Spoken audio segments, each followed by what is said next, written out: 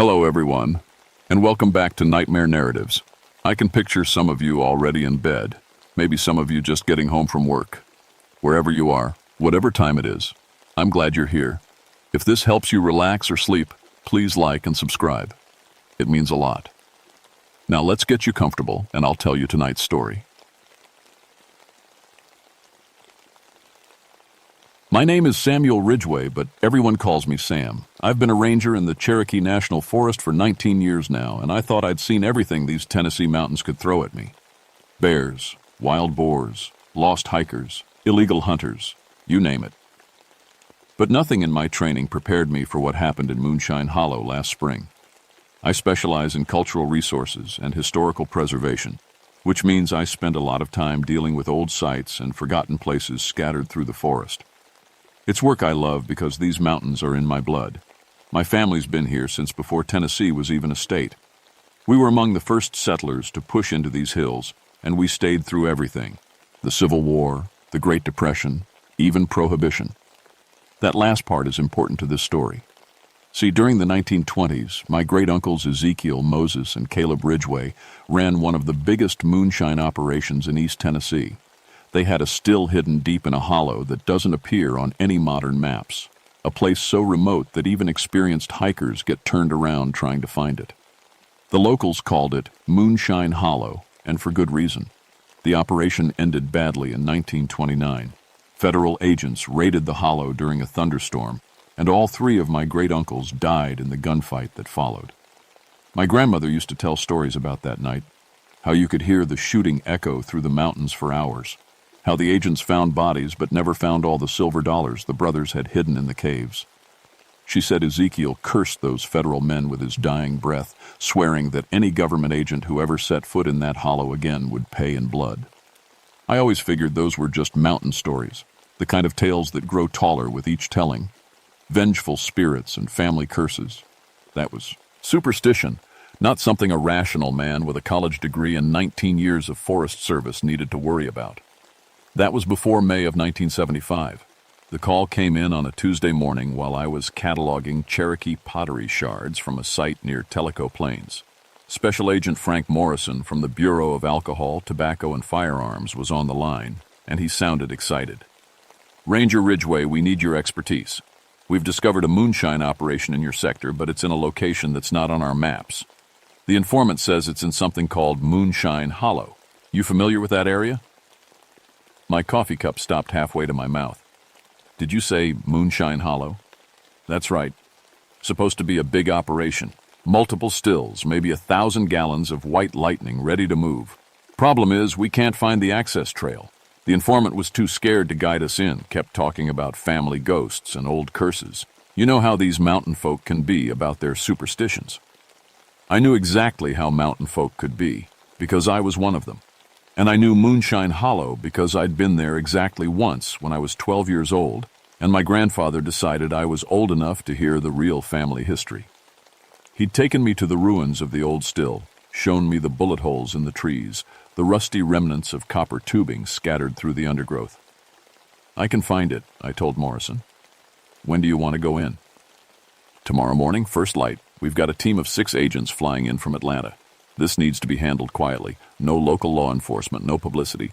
Just a clean sweep to shut down the operation and arrest whoever's running it. After I hung up, I sat staring at the pottery shards on my desk, my mind racing. Someone was running shine out of the old family hollow. Part of me was curious to see who had the guts, or the ignorance, to set up shop in a place with that kind of history. But another part, the part that still remembered my grandmother's stories and the chill I'd felt standing among those ruins as a boy, was already dreading tomorrow's hike. I spent the afternoon pulling out old survey maps and planning the route. The trail to Moonshine Hollow isn't marked on any official Forest Service maps because it was deliberately hidden. The path winds through some of the roughest terrain in the Cherokee National Forest, following deer tracks and old logging roads that peter out after a few hundred yards.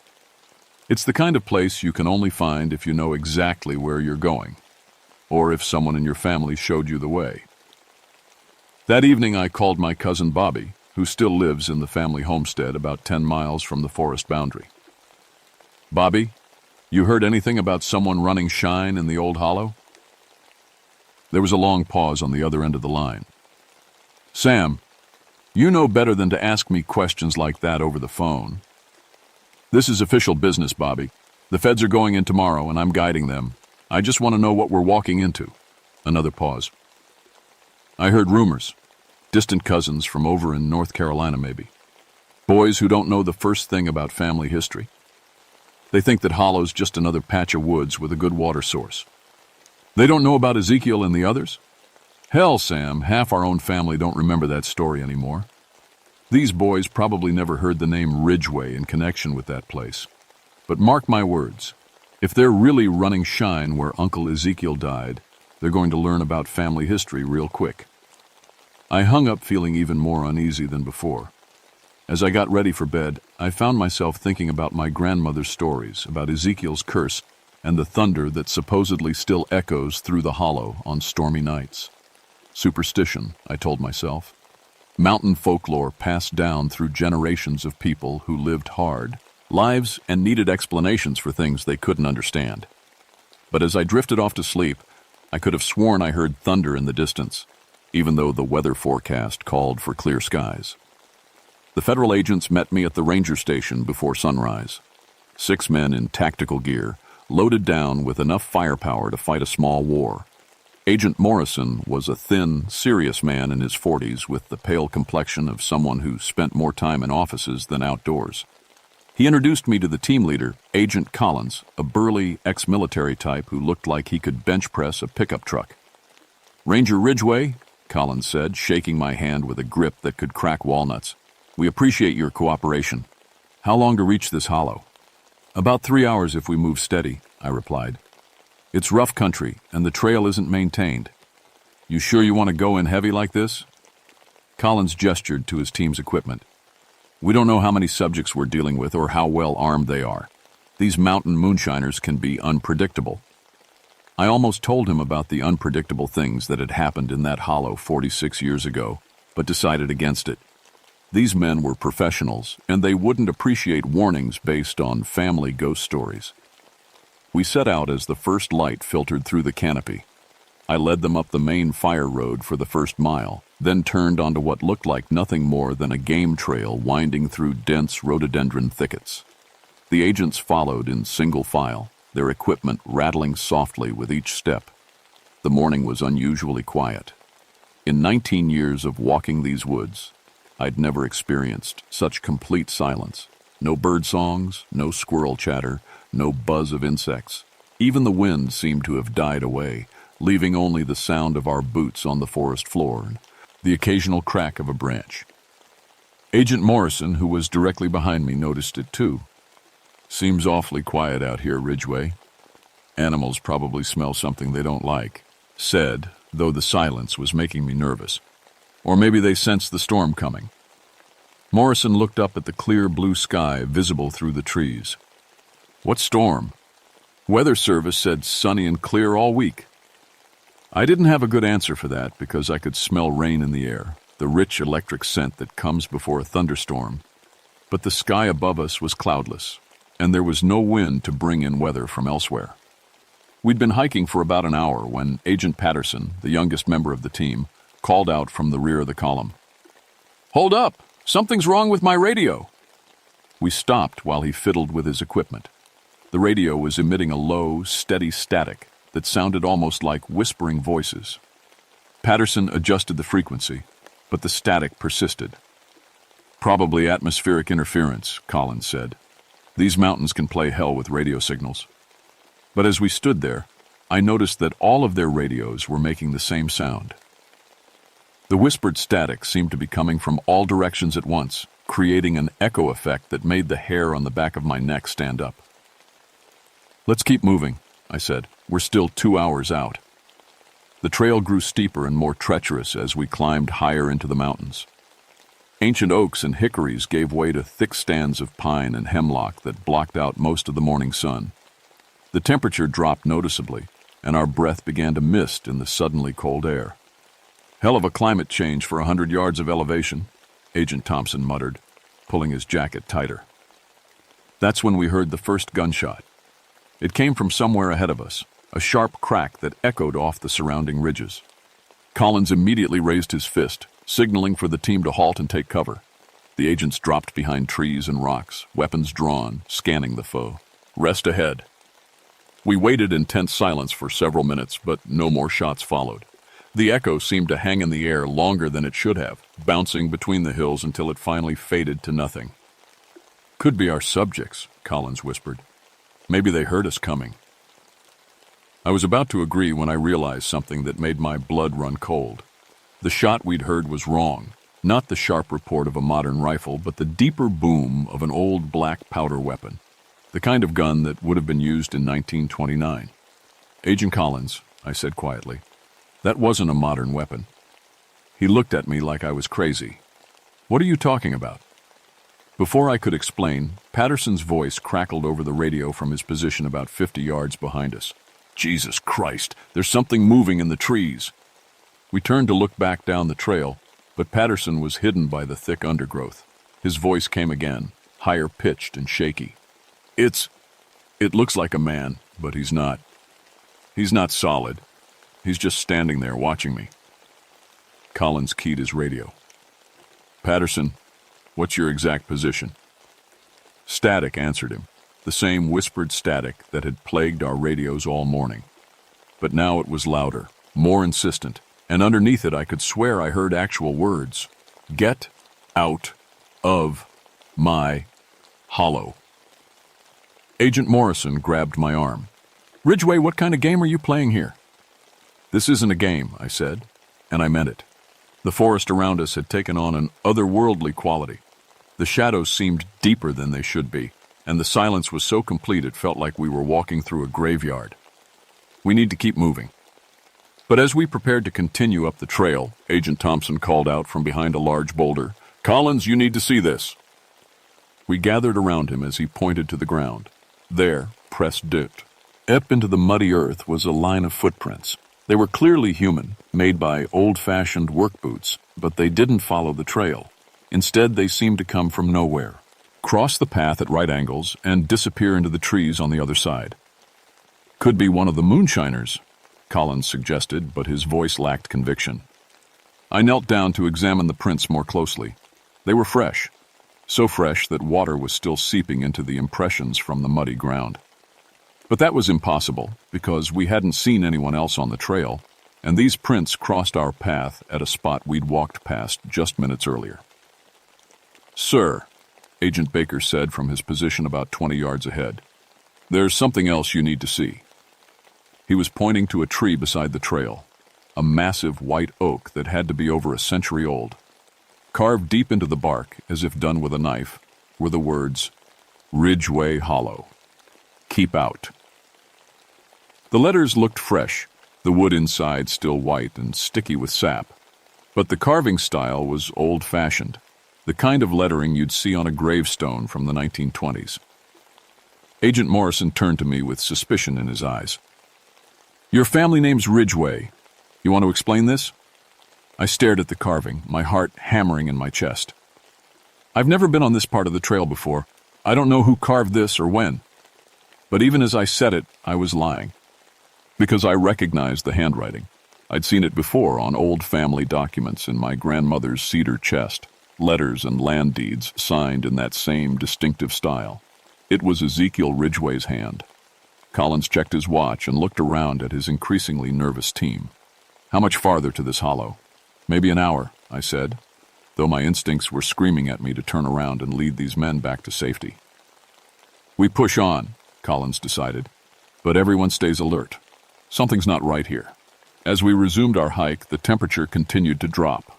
Frost began forming on the leaves around us, even though it was mid-May. May and the temperature at the ranger station had been nearly 70 degrees when we started.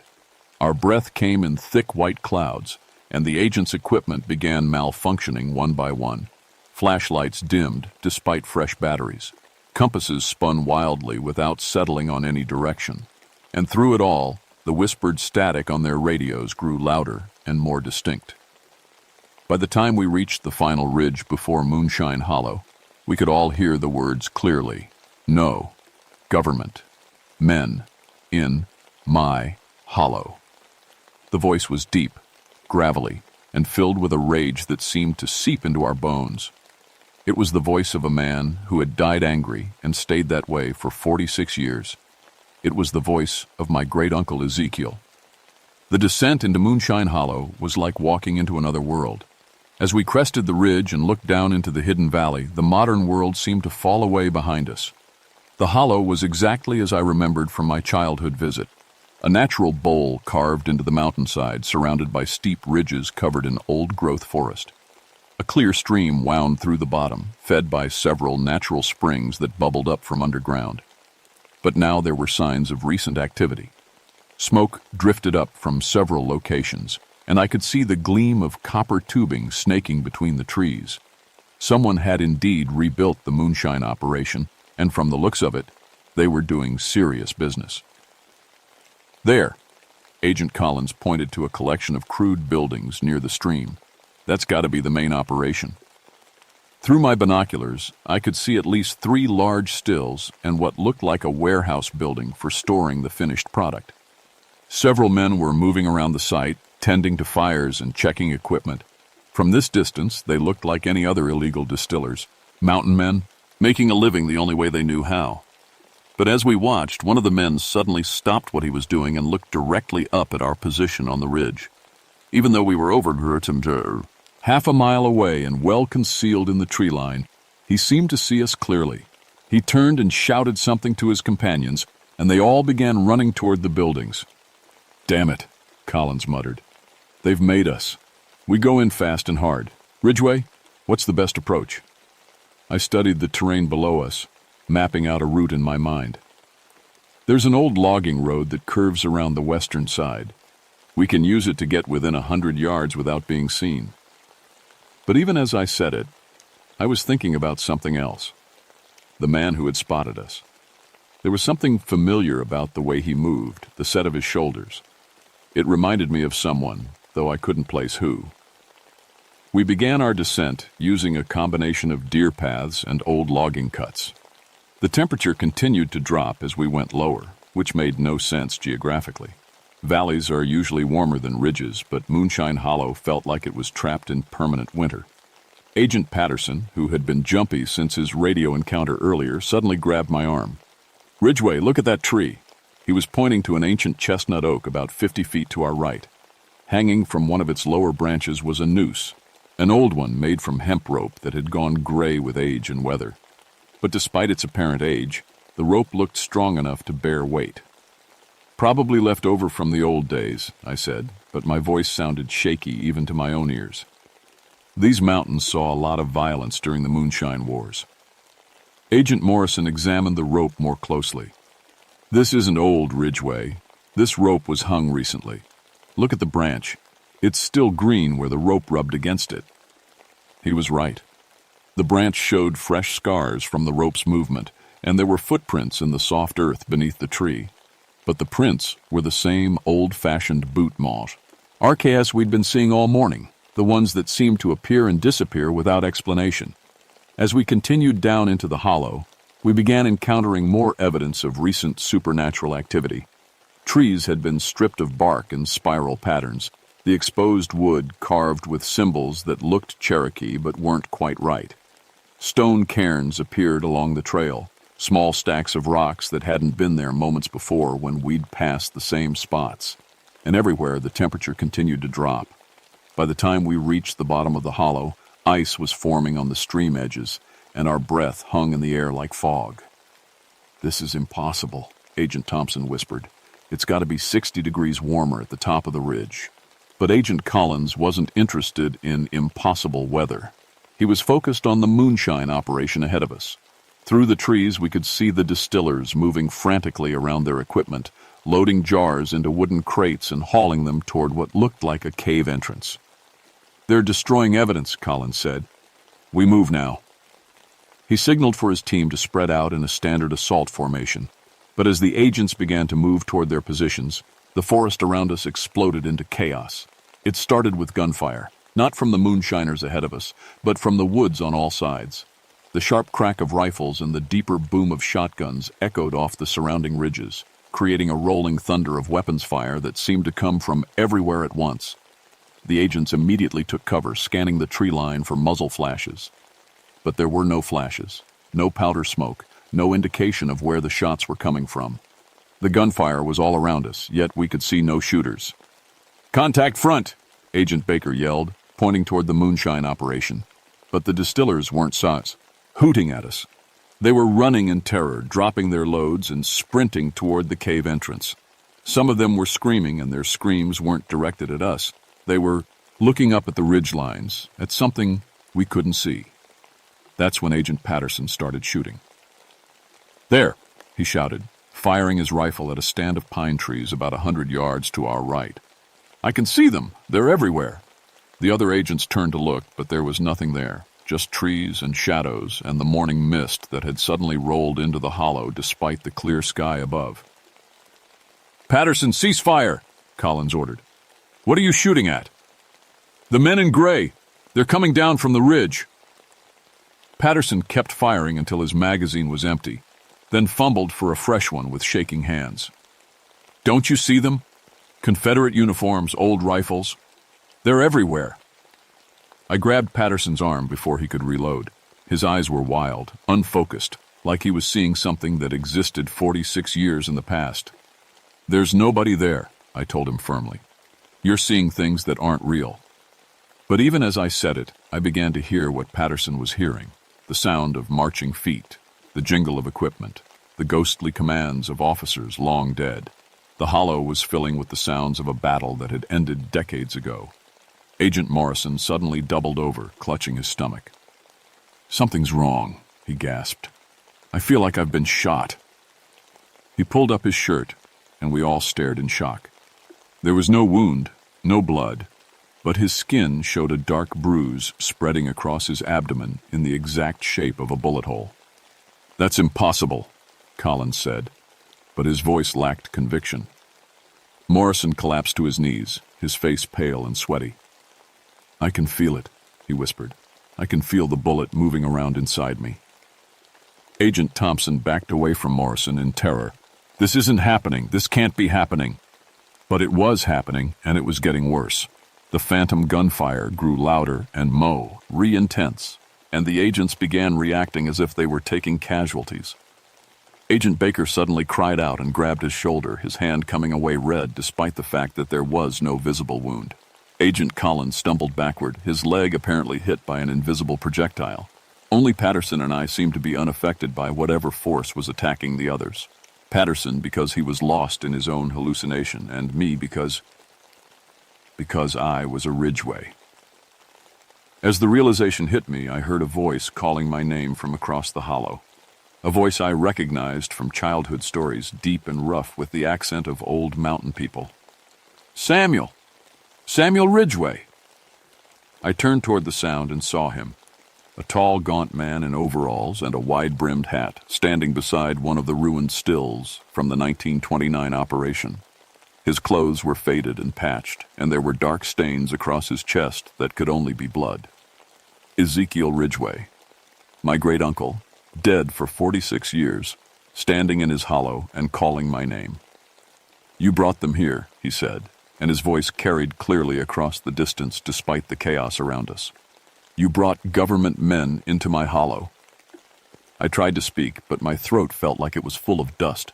Ezekiel began walking toward us, and with each step he took, the supernatural assault on the federal agents intensified. Morrison was now writhing on the ground, his hands pressed against wounds that existed only in the spirit realm. Collins was trying to apply pressure to a bleeding leg that showed no sign of injury. "I didn't know," I finally managed to say. "I didn't know you were still here." Ezekiel stopped about 20 feet away from us. Up close, I could see the family resemblance clearly. The same sharp cheekbones and deep-set eyes that looked back at me from the mirror every morning. "Still here?" he laughed. "Ged," but there was no humor in it. "Boy, I've been waiting 46 years for more government men to come into my hollow. I told them when they killed me that any federal agent who set foot here would pay in blood. Did you think I was just talking?" Behind Ezekiel, I could see other figures emerging from the woods, Moses and Caleb, his brothers who had died beside him in 1929. They carried old rifles and wore the same blood-stained clothes they had died in.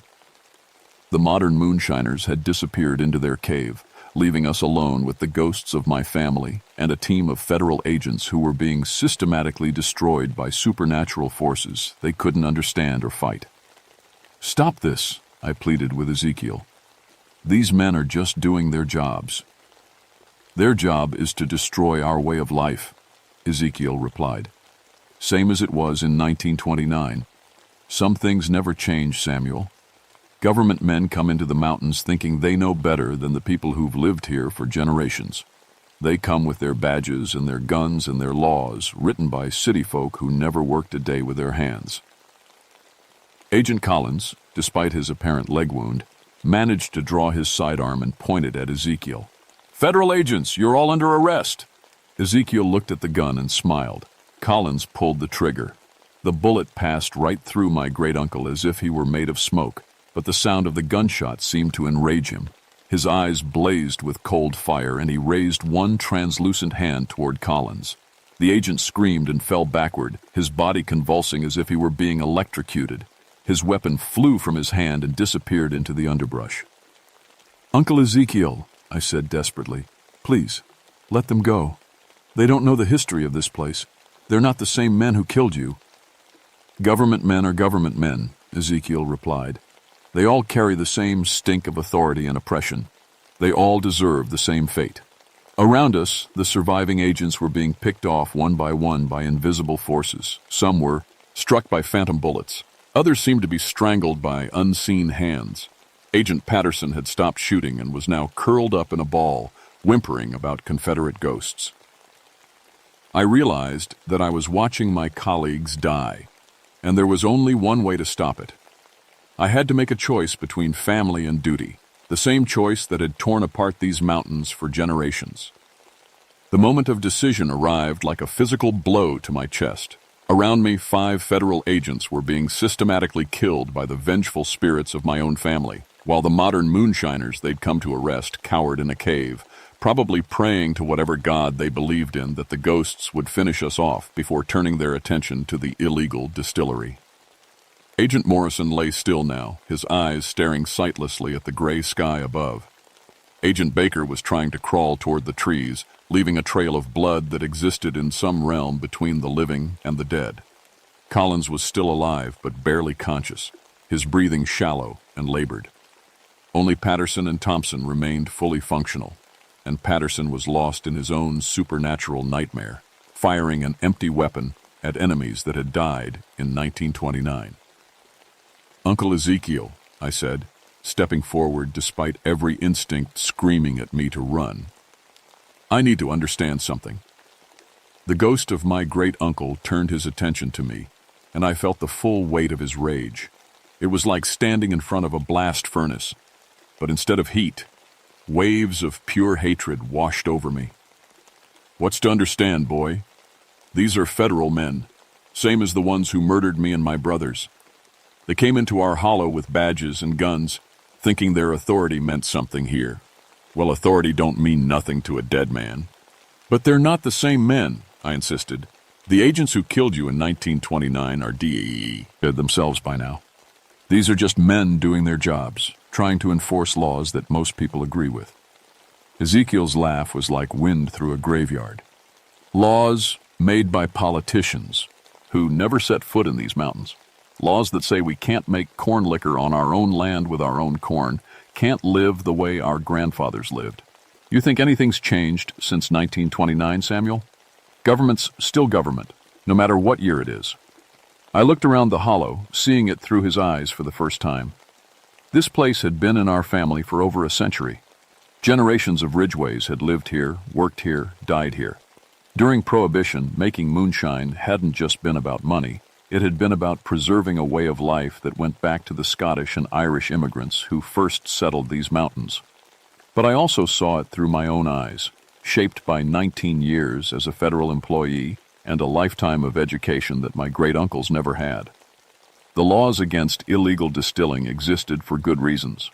Untaxed liquor meant lost revenue for schools and roads and public services. Unregulated distilling meant dangerous products that could blind or kill consumers. I understand why you're angry, I said carefully. But killing these men won't bring back 1929. It won't change the laws or bring you and Moses and Caleb back to life. It'll just create more death, more anger, more reasons for the government to send more men into these mountains. Ezekiel considered this, his ghostly form flickering like a candle in the wind. Behind him, the spirits of my other great-uncles waited for his decision. "You're one of us, Samuel," he said finally. "Ridgway blood runs in your veins. You should be helping us protect the hollow, not guiding government men to our door." "I am helping," I replied, "but not the way you think." I pulled out my service radio and tried to raise the ranger station. Static filled the channel, the same whispered static that had been plaguing the federal agents all morning. But underneath the supernatural interference, I could hear the distant voice of my supervisor. "Base, this is Ridgway," I said into the radio. "I need you to send a message to the ATF office in Atlanta. Tell them Agent Collins' team has encountered an extremely dangerous situation in Sector 7. They need to pull back and reassess their approach." Ezekiel's eyes narrowed. "What are you doing, boy?" "I'm trying to save everyone," I said. "These federal agents, the modern moonshiners hiding in that cave, and maybe even you and your brothers." I turned to address the spirits of all three men. "You've been guarding this hollow for 46 years, punishing anyone who tries to continue the old business. But the men hiding in that cave, they're family too. Distant cousins who came here not knowing the history, not knowing about your curse." From the cave entrance I could hear voices, young men calling out in fear and confusion. The modern moonshiners were trapped between supernatural vengeance and federal law enforcement, just like their predecessors had been in 1929. "Cousin Bobby told me they're North Carolina boys," I continued. "Ridgways who never heard the family stories, never knew this hollow was sacred ground. They came here looking for good water and remote location, same as any moonshiner would. They didn't mean to disturb your rest." Ezekiel looked toward the cave, his expression thoughtful. "Ridgways? Third or fourth cousins, probably. Great-grandsons of men who left these mountains during the Depression, looking for work in the cities. Their families forgot the old stories, forgot the connection to this place." I could see the conflict in my great-uncle's ghostly face. Family loyalty ran deep in mountain culture, deeper even than the desire for revenge against the federal government. Agent Thompson, who had been quietly trying to help his wounded colleagues, suddenly stood up and pointed his rifle at me. "Ridgway, what the hell is going on here? Are you working with these moonshiners?" "Put the gun down, Thompson," I said without taking my eyes off Ezekiel. "You can't shoot a ghost, and shooting me won't solve anything." "I can see them now," Thompson said, his voice shaking. "I can see the dead men. How is that possible?" "Because you're in their place," I replied. "This hollow exists in more than one time. Past and present are mixed up here, and the dead have as much claim to it as the living." I turned back to Ezekiel. "Uncle, I'll make you a deal. Let these federal agents live, and I'll make sure the government boys understand that this hollow is off limits. I'll use my position with the Forest Service to have it designated as a historical site, protected from development and interference. And the shiners hiding in the cave? That's family business," I said. "I'll talk to them, explain the history, help them understand why this place is sacred. They can set up shop somewhere else, somewhere that doesn't have ghosts standing guard." Ezekiel looked at his brothers, some form of silent communication passing between them. The phantom gunfire that had been echoing through the hollow gradually faded away, and the supernatural cold began to lift. "You give me your word, Samuel, as a Ridgway?" "I give you my word." The ghost of my great-uncle nodded slowly. "Then we got a deal.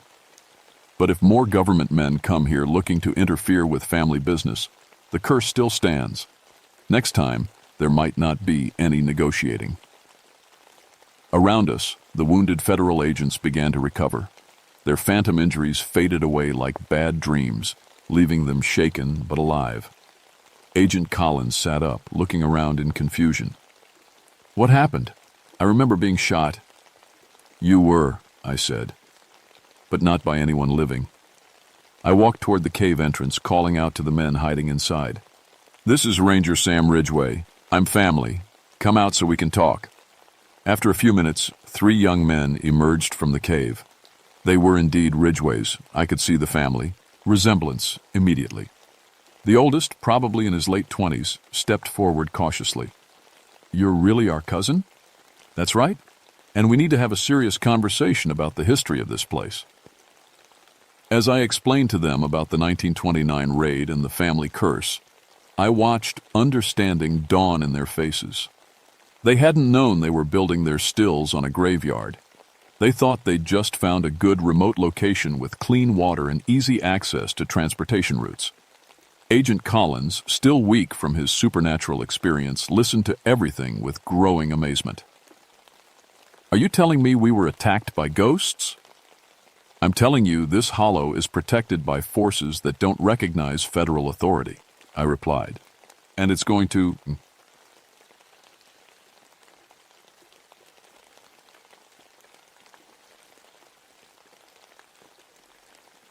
My name is Robert Caldwell, but everyone calls me Bobby. I've been a park ranger for 22 years now, working the Jefferson National Forest in Virginia. Most folks think it's a quiet job, just hiking trails and helping lost campers. They're wrong. I'm 48 years old and my body shows every year of it. Lost my right leg below the knee in Vietnam back in '71. The fake leg works fine, but it clicks when I walk. 22 years ago, that clicking saved my life on Screaming Ridge. Let me tell you how. Screaming Ridge got its name from a Civil War battle fought there in 1863. Confederate soldiers made their last stand on that rocky outcrop, 3,800 feet above sea level. Local stories say you can still hear their screams when the wind hits the rocks just right. I always figured it was just wind through the caves.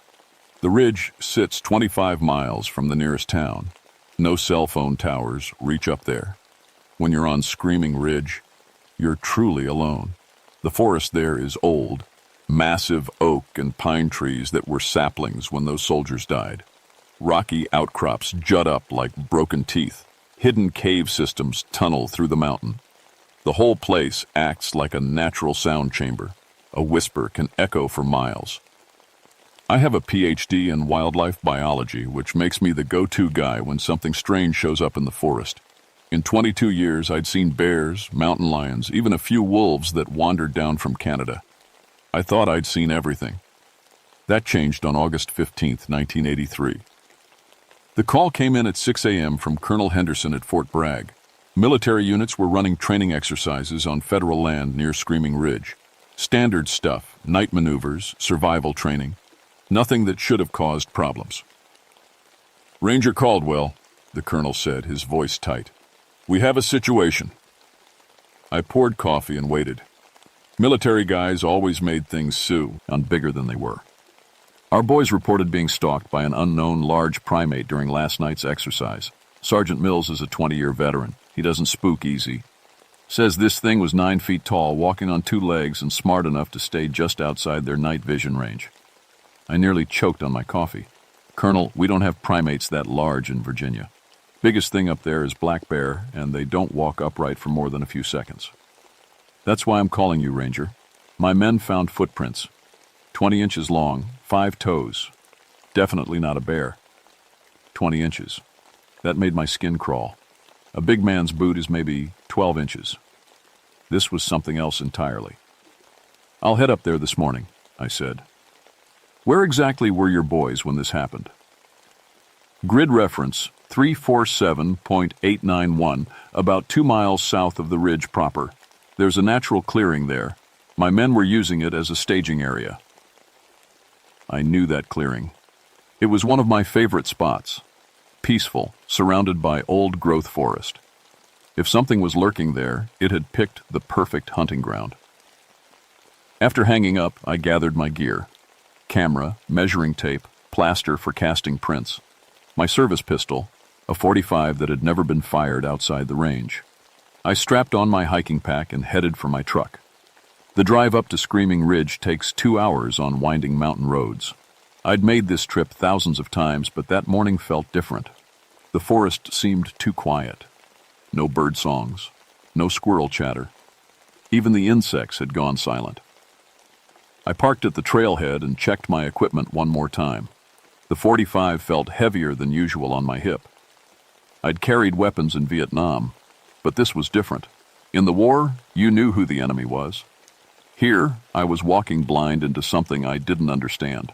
The trail to the clearing is steep but well mapped. Intained. My artificial leg clicked with each step, a rhythmic metallic tap that echoed through the trees. Usually I hated that sound. It reminded me of what I'd lost in the war. That day, it would prove to be the most important sound of my life. As I climbed higher, the temperature dropped. Even in August, Screaming Ridge stays cool. The thick canopy blocks most sunlight, creating a permanent twilight on the forest floor. Moss grows on everything. The air smells of pine needles and damp earth. I reached the clearing around 10 a.m. The military had left obvious signs of their presence. Boot prints, cigarette butts, disturbed vegetation where they'd set up equipment. But there was something else. Something that made my ranger instincts scream danger. The normal forest sounds were completely gone. No bird calls, no insect buzz, no wind through the leaves. The only sound was my own breathing and the click of my prosthetic leg. That's when I saw the first footprint. The print was pressed deep into soft mud near a small stream, 20 inches long, just like the colonel said, 5 toes clearly defined. But it wasn't the size that made my hands shake as I set up my camera. It was the depth. I knelt beside the print, ignoring the sharp pain in my artificial leg. The impression was almost 2 inches deep in packed mud that would barely show my own boot print. Whatever made this track weighed at least 800 pounds, maybe more. I took photos from every angle, then mixed plaster for a cast. While it dried, I followed the trail. The prints led from the stream toward the tree line, spaced about 5 feet apart. A human takes steps of maybe 3 feet. This thing had legs like telephone poles. But here's what really scared me.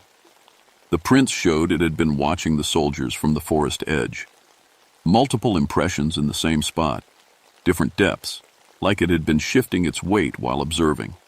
This wasn't some dumb animal wandering through. This was something that studied human behavior. I followed the trail for half a mile. The prints led deeper into the folds, rest toward the rocky outcrops below Screaming Ridge proper. As I climbed higher, I noticed broken branches, not snapped randomly, but bent aside in a pattern, like something tall was making its own path through the forest. My radio crackled. "Ranger station to Caldwell. Come in." I keyed the mic. "Caldwell here. Bobby, got another call from Fort Bragg. They want to know if you found anything."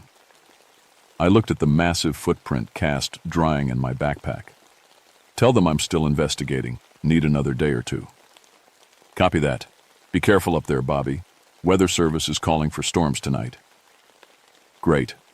Rain would wash away any remaining tracks. I needed to work fast. I pushed deeper into the forest, following the broken branch trail. The trees grew thicker, older. Some of these oaks were probably here when Civil War soldiers fought and died on this mountain. The thought made me shiver. Around 2 p.m., I found the first real evidence of the creature's intelligence. In a small clearing, maybe 50 feet across, someone or something had arranged rocks in a perfect circle. 12 stones, each about the size of a bowling ball, placed exactly the same distance apart. In the center sat a larger rock, flat, like a table. No animal does this. Animals don't arrange rocks in geometric patterns. This showed planning, intelligence, maybe even ritual behavior. I photographed everything, but my hands were shaking so bad the first few shots came out blurred. I forced myself to breathe slowly, focus on the job, but my ranger training was screaming warnings. This wasn't natural animal behavior. I was kneeling to examine the center stone when I heard it. A low rumble, like distant thunder, but the sky was clear.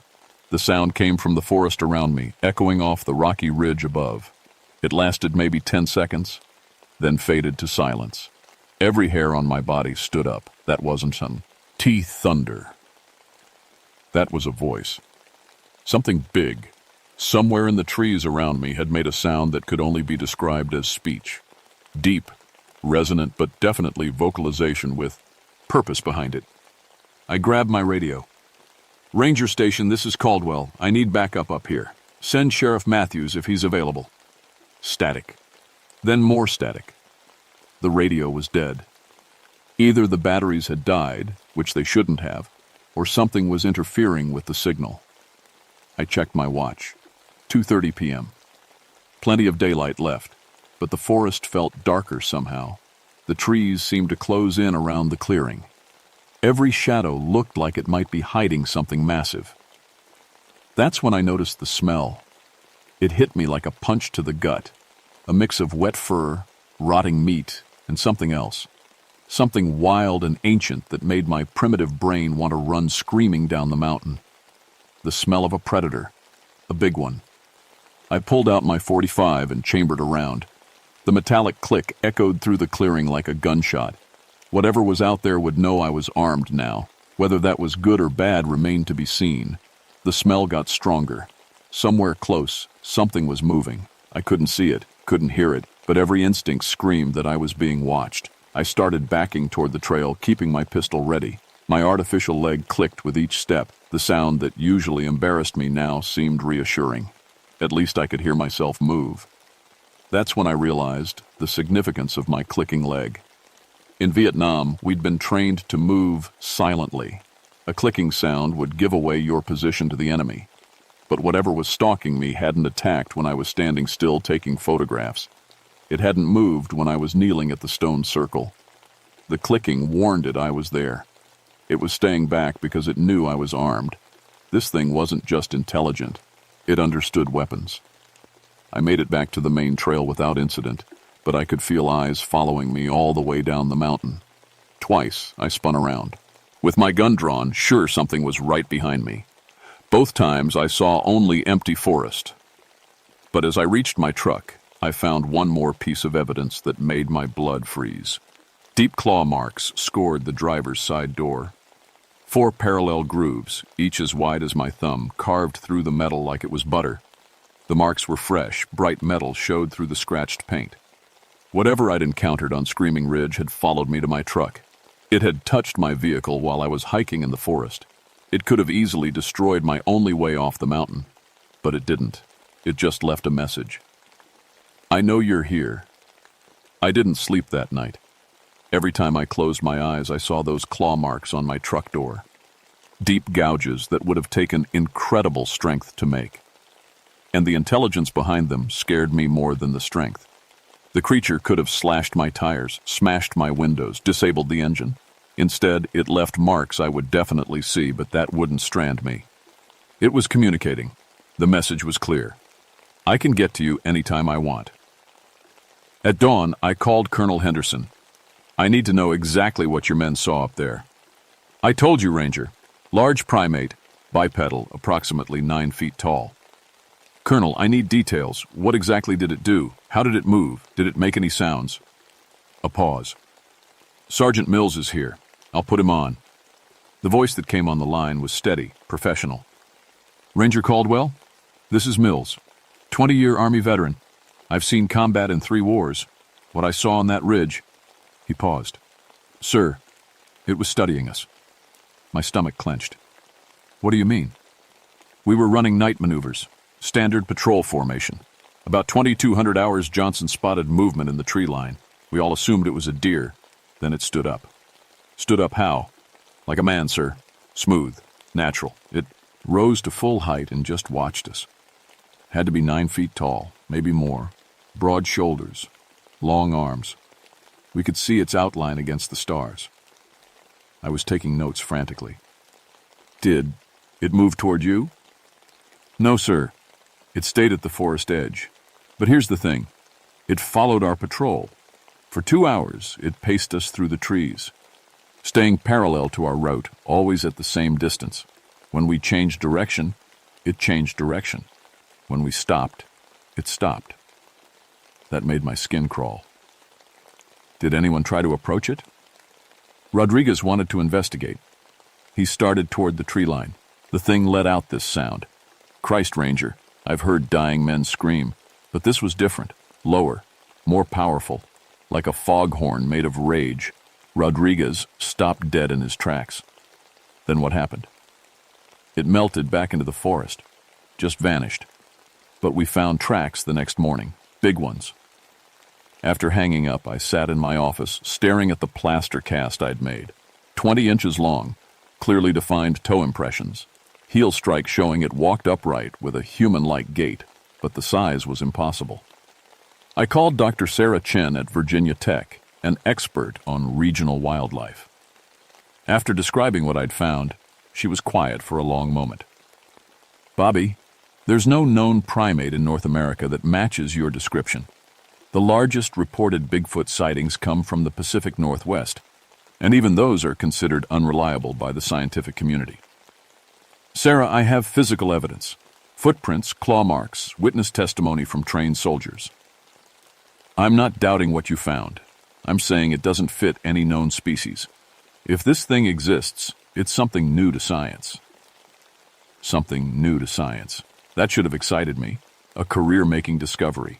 Instead, it terrified me. Unknown meant unpredictable. Unknown meant dangerous. I drove back up Screaming Ridge that afternoon, this time carrying a shotgun loaded with deer slugs. The .45 had felt inadequate after seeing those claw marks. If I was going to face this thing, I would anted stopping power. The forest was still too quiet. No birds, no insects, no small animal sounds. It was like the entire ecosystem was holding its breath. I hiked back to the stone circle, hoping daylight would make it seem less ominous. The rocks had been rearranged. Where yesterday there had been 12 stones in a perfect circle, now there were 13. The extra stone sat directly opposite the entrance to the clearing, like a sentinel watching anyone who approached. My hands shook as I photographed the new arrangement. The creature had returned after I left. It had modified its construction. This wasn't random animal behavior. This was intentional communication. I was studying the new stone when I heard branches breaking in the forest around me. Not the random snap of falling deadwood, rhythmic breaking, like something large moving through dense undergrowth. The sounds came from multiple directions, north, east, south. Whatever was out there was circling me. I raised the shotgun and slowly turned in a complete circle. The breaking sounds stopped. Silence filled the clearing like a held breath. Then I saw it. Just at the edge of the tree line, maybe 60 feet away, a shadow that was too tall, too broad to be natural. It stood motionless among the pine trees, but the outline was wrong. Too big, too human-shaped for any animal I knew. I blinked, trying to focus. When I looked again, it was gone.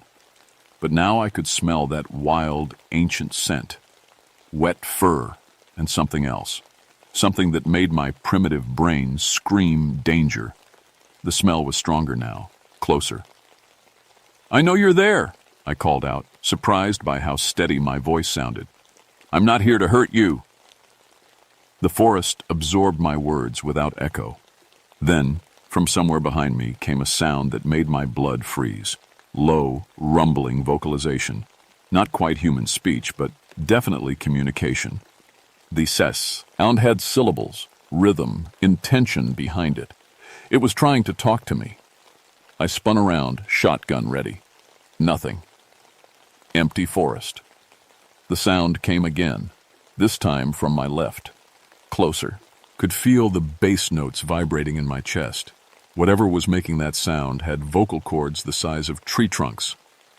"What do you want?" I shouted. The response was immediate. A roar that shook leaves from the trees and sent echoes bouncing off the rocky ridge above. But within that roar, I heard something that stopped my heart cold. Pain, loneliness, and something that sounded almost like words. I stood frozen in that clearing, finger on the shotgun trigger, while something massive and intelligent circled me through the trees. It could have attacked at any moment, could have killed me before I could raise my weapon. But it didn't. It was trying to communicate. The realization hit me like lightning. This wasn't a mindless beast. This was someone trapped in a monster's body trying to tell me something important. I lowered the shotgun. "I'm listening." I said quietly. The forest went dead silent. Then, from directly behind me, came the unmistakable sound of breathing. Slow, deep, rhythmic. Something massive was standing less than 10 feet away. I turned around very slowly. Golden eyes met mine from the shadows between two massive pine trees. They were intelligent eyes, sad eyes, human eyes in an impossible face. The creature stepped into the clearing, 9 feet tall, broad shoulders covered in dark, matted fur, long arms that hung nearly to its knees. But the face, God help me, the face was almost human, scarred and weathered with those intelligent golden eyes that held too much pain for any animal. It stood completely still, watching me with the patience of someone who had waited a very long time to be seen. I kept the shotgun lowered but ready. My hands weren't shaking anymore. Strangely, I felt calm. This close, the creature's scent wasn't as overwhelming. Beneath the wild animal musk, I caught something else. Something familiar. Gunpowder. Old leather. The italic smell of blood that never quite washes away. Combat smells. Smells I knew from Vietnam. The creature raised one massive hand, not a claw, a hand with fingers, and pointed at my artificial leg. Then it made that low rumbling sound again, but this time I caught actual words hidden in the deep vocalization. Soul. Dire. My heart nearly stopped. You're trying to say soldier. It nodded. A completely human gesture from something that shouldn't exist. You were a soldier, I said. Another nod. Then it pointed at itself and made more sounds. Deeper, more guttural, but I could make out syllables. Job. Cobb. Hen. Der. Son. Henderson. The same name as the colonel who'd called me. Jacob Henderson. You're related to Colonel Henderson? The creature's eyes filled with something that might have been tears. It nodded again, then turned and started walking toward the rocky outcrops that led up to Screaming Ridge proper. It looked back at me and made a clear gesture. Follow. Every survival instinct told me to run, but those eyes, I'd seen that same look in Vietnam. Men who'd seen too much, carried too much pain, but still had something important to say. I followed. The creature moved through the forest like it owned it. No broken branches now, no disturbed vegetation. It flowed between the trees like water, occasionally looking back to make sure I could keep up with my artificial leg. We climbed toward the ridge for 20 minutes before reaching a cave entrance I'd never seen in 22 years of hiking these mountains. The opening was hidden behind a curtain of vines and fallen rocks. Without the creature's guidance, I would have walked past it 100 times. The creature paused at the entrance and looked at me. Those golden eyes held a question. Do you trust me? I had no logical reason to trust a 9-foot monster.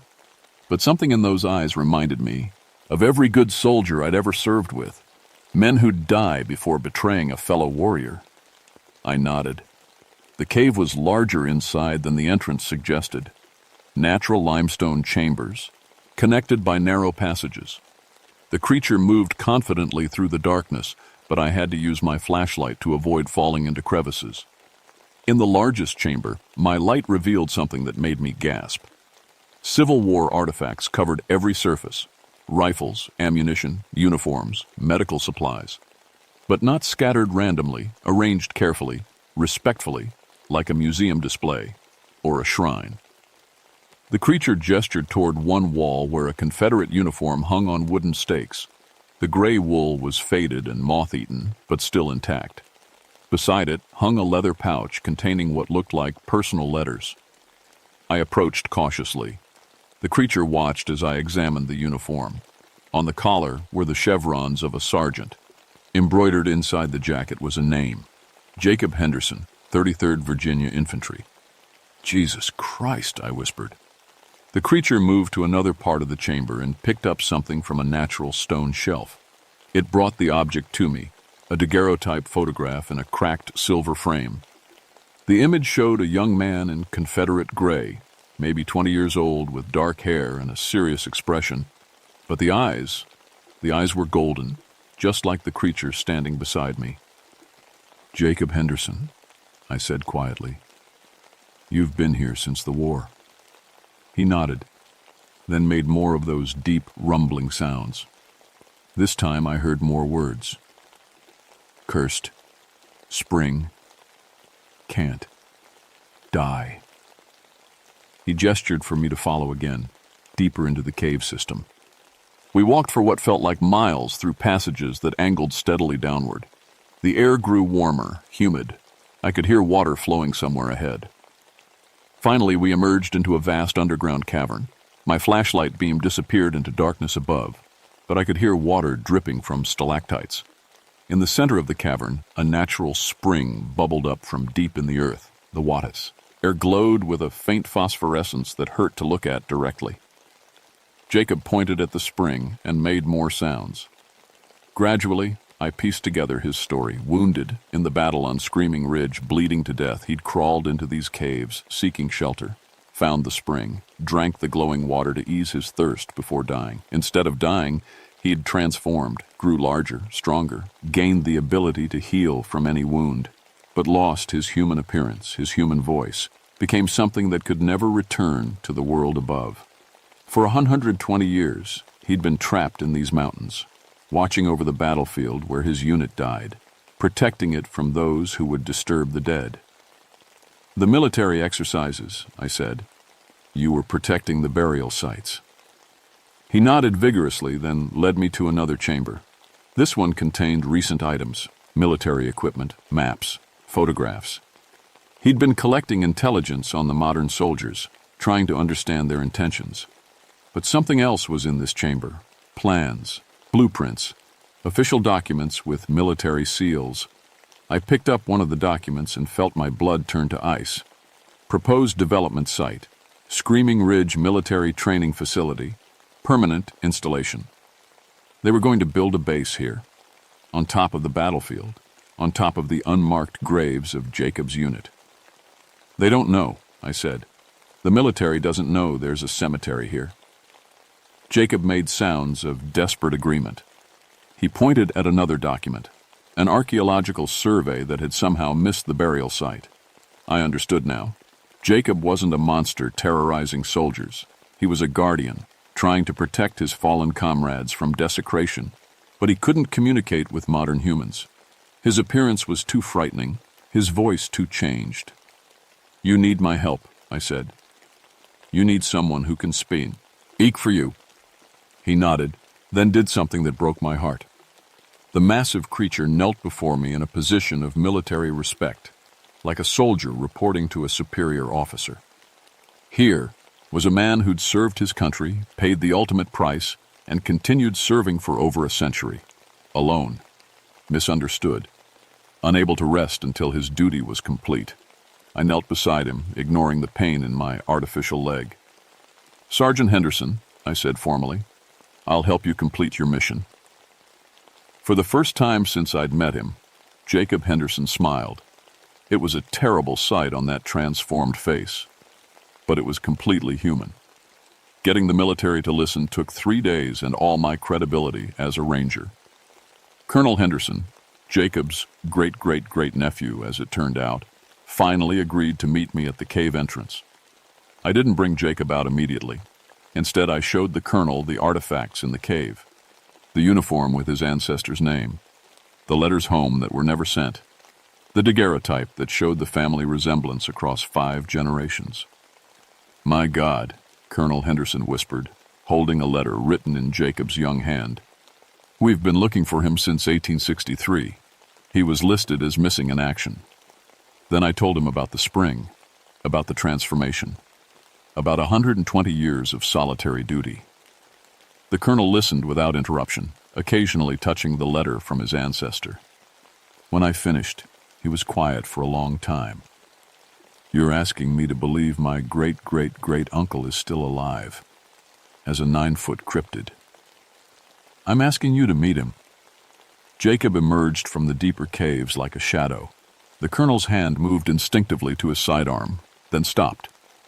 Even through the shock of seeing something impossible, he recognized the military bearing, the respectful way Jacob approached and waited for permission to speak. "Sergeant Henderson reporting for duty, sir," I said, translating Jacob's rumbling words. Colonel Henderson stared at those golden eyes that matched the daguerreotype exactly. Slowly he straightened and returned the salute. "At ease, Sergeant." What followed was the strangest military briefing in history. Jacob led us through the cave system to where his unit was buried. 23 unmarked graves in a hidden chamber, each marked with personal effects. Men who died fighting for what they believed in, forgotten by history but remembered by one faithful guardian.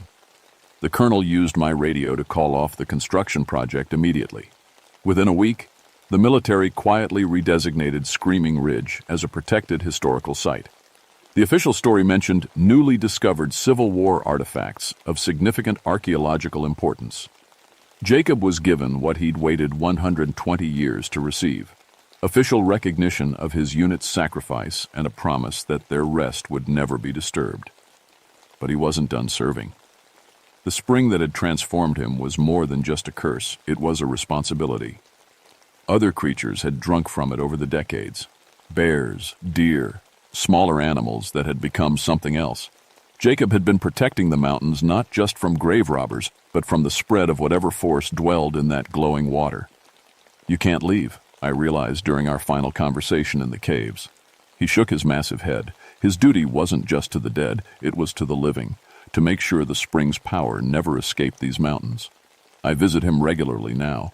Officially, I'm conducting ongoing archaeological research on Screaming Ridge. Unofficially, I'm checking on an old soldier who's been alone too long. The military has a new policy about training exercises near protected historical sites.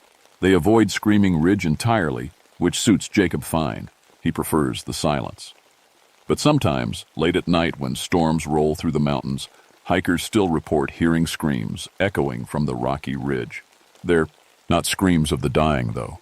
They're the sounds of a guardian calling roll, making sure his men are still safe in their eternal rest. And in the deepest part of those caves, beside a spring that glows with unnatural light, Sergeant Jacob Henderson continues his watch, not as a monster, but as what he's always been, a soldier who refuses to abandon his post. Some duties don't end with death. Some promises last forever. I learned that on Screaming Ridge from a man who became something impossible rather than break faith with his fallen brothers. My name is Robert Caldwell, and I'm the only person alive who knows the truth about the Screaming Ridge beast.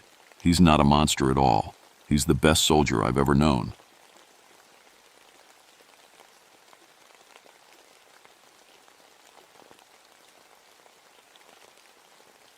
My name is Bill Hawthorne, and I've been a park ranger for 25 years. I've seen bears attack campers, watched lightning split trees in half, and pulled more lost hikers out of the woods than I can count.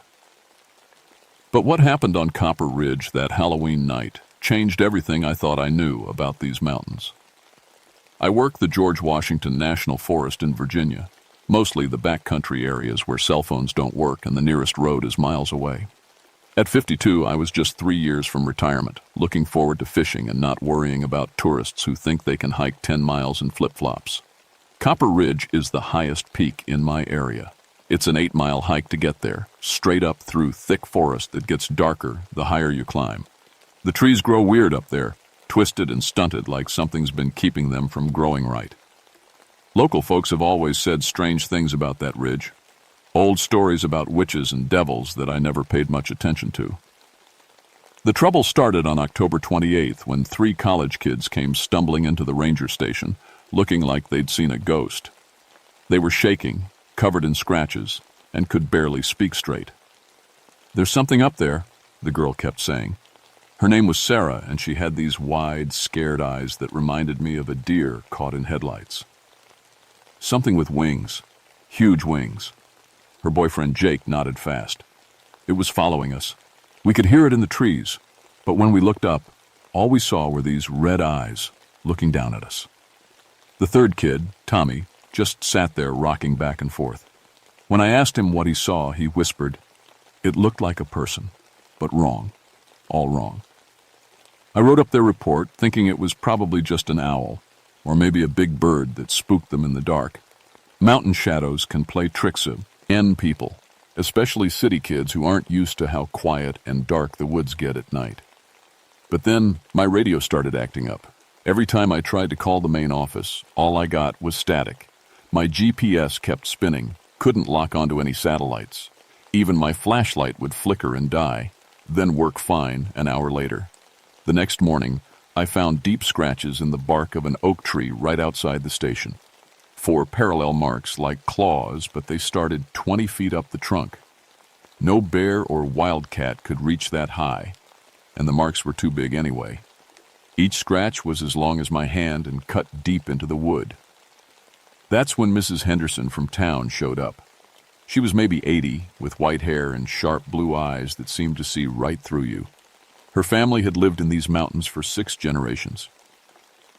"You found the marks, didn't you?" she said, not even waiting for me to answer. "Up high in the trees where nothing normal could reach." I nodded, wondering how she knew. "It's waking up," she said, looking toward Copper Ridge. "Every few years when Halloween gets close, people see it. The mountain devil.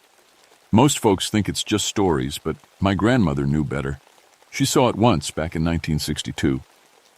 Mrs. Henderson told me about Margaret Thornfield, a woman accused of witchcraft in 1692. They dragged her up to Copper Ridge and burned her alive, right there on the summit where those old stone circles still sit. As she died, she cursed the mountain and the men who killed her. "She called something up from the dark places," Mrs. Henderson said. "Something that's been waiting all these years. It gets stronger every Halloween, and it remembers everything. Every injustice, every wrong that was done." I thanked her for the story, but inside I was thinking like a ranger. There had to be a logical explanation. Maybe a large bird blown off course by the storm systems we'd been having. Maybe the electromagnetic interference was from solar flares. I'd heard about that causing GPS problems. But that night, alone in the station, couldn't stop thinking about those scratch marks, about the way the college kids had looked, about how my equipment kept failing every time I pointed it toward Copper Ridge. I made my decision. Halloween was 2 days away. If there was something dangerous on that mountain, some kind of wild animal or unstable person, I needed to find it before more hikers got hurt. Budget cuts meant I'd be going alone, but I'd done solo patrols hundreds of times.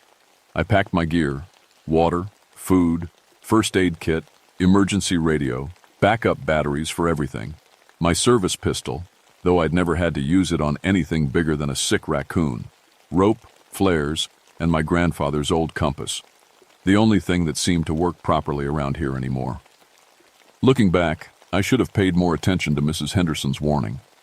Should have wondered why she looked so scared when she talked about Halloween night.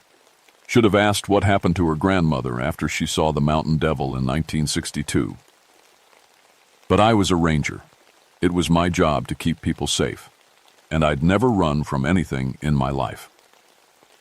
I started up the trail to Copper Ridge before dawn on October 30th. The forest felt different that morning, too quiet, like all the birds and small animals had packed up and left. My boots crunched on dead leaves, the only sound for miles.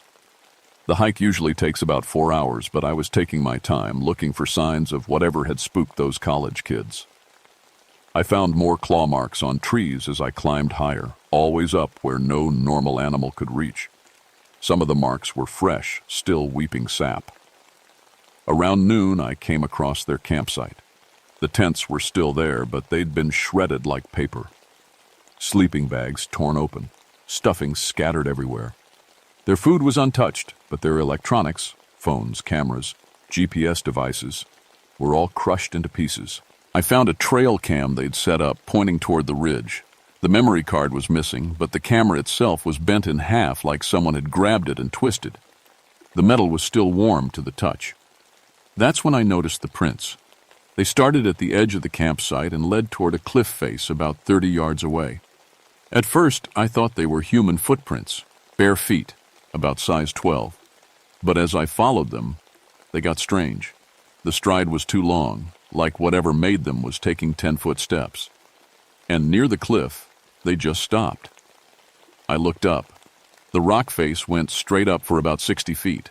No way to climb it without ropes and gear. But something had gone up there, because I could see more claw marks in the stone itself. I was photographing the prints when my radio crackled to life. "Base to Ranger Hawthorne. Come in, Bill." I grabbed the radio, surprised it was working. "This is Hawthorne. I'm at the campsite on Copper Ridge. Found some property damage, but no signs of the hikers who reported the incident." "Roger that. Listen, Bill, we're getting reports of more disturbances. Family camping at Bear Creek says they heard screaming last night, coming from your direction." My blood went cold. Bear Creek was only 3 miles from where I stood. What kind of screaming? Not human, according to them. Said it sounded like a person in pain, but wrong somehow. Lasted about 10 minutes, then stopped.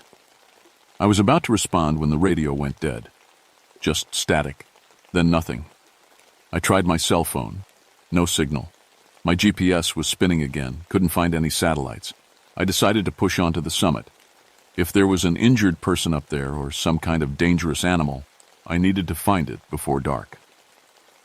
The last 2 miles to Copper Ridge are the hardest part of the hike. The trail switchbacks up a steep slope covered in loose rocks and thorny bushes. But as I climbed, I started noticing that the plants were dying. Not just the normal autumn browning. They were black and withered, like something had poisoned the soil. I reached the summit just as the sun started to set.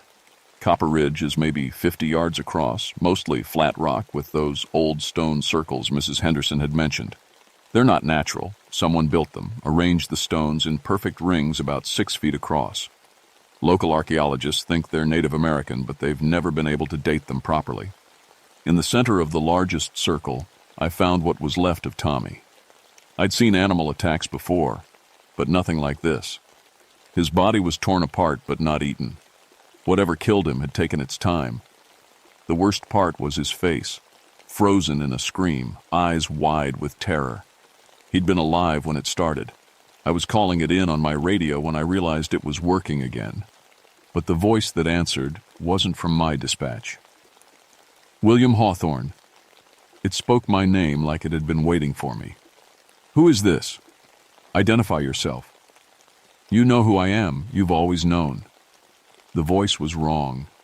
Too deep, with an echo like it was speaking from the bottom of a well. But underneath I could hear something else. A woman's voice, full of pain and anger. "Your family owes a debt, William. A debt that's been growing for 300 years. My grandfather's compass started spinning wildly. The temperature dropped 20 degrees in seconds. My breath came out in white puffs and frost began forming on the stones around me. That's when I saw it. It rose from behind the far stone circle like a shadow taking shape. At first it looked like a person standing up, tall, maybe 7 feet. But as it stepped into the dying sunlight, I could see it wasn't human at all. The thing had wings. Huge, leathery wings that stretched 15 feet from tip to tip. Its body was thin and twisted, covered in dark fur or maybe feathers. I couldn't tell which.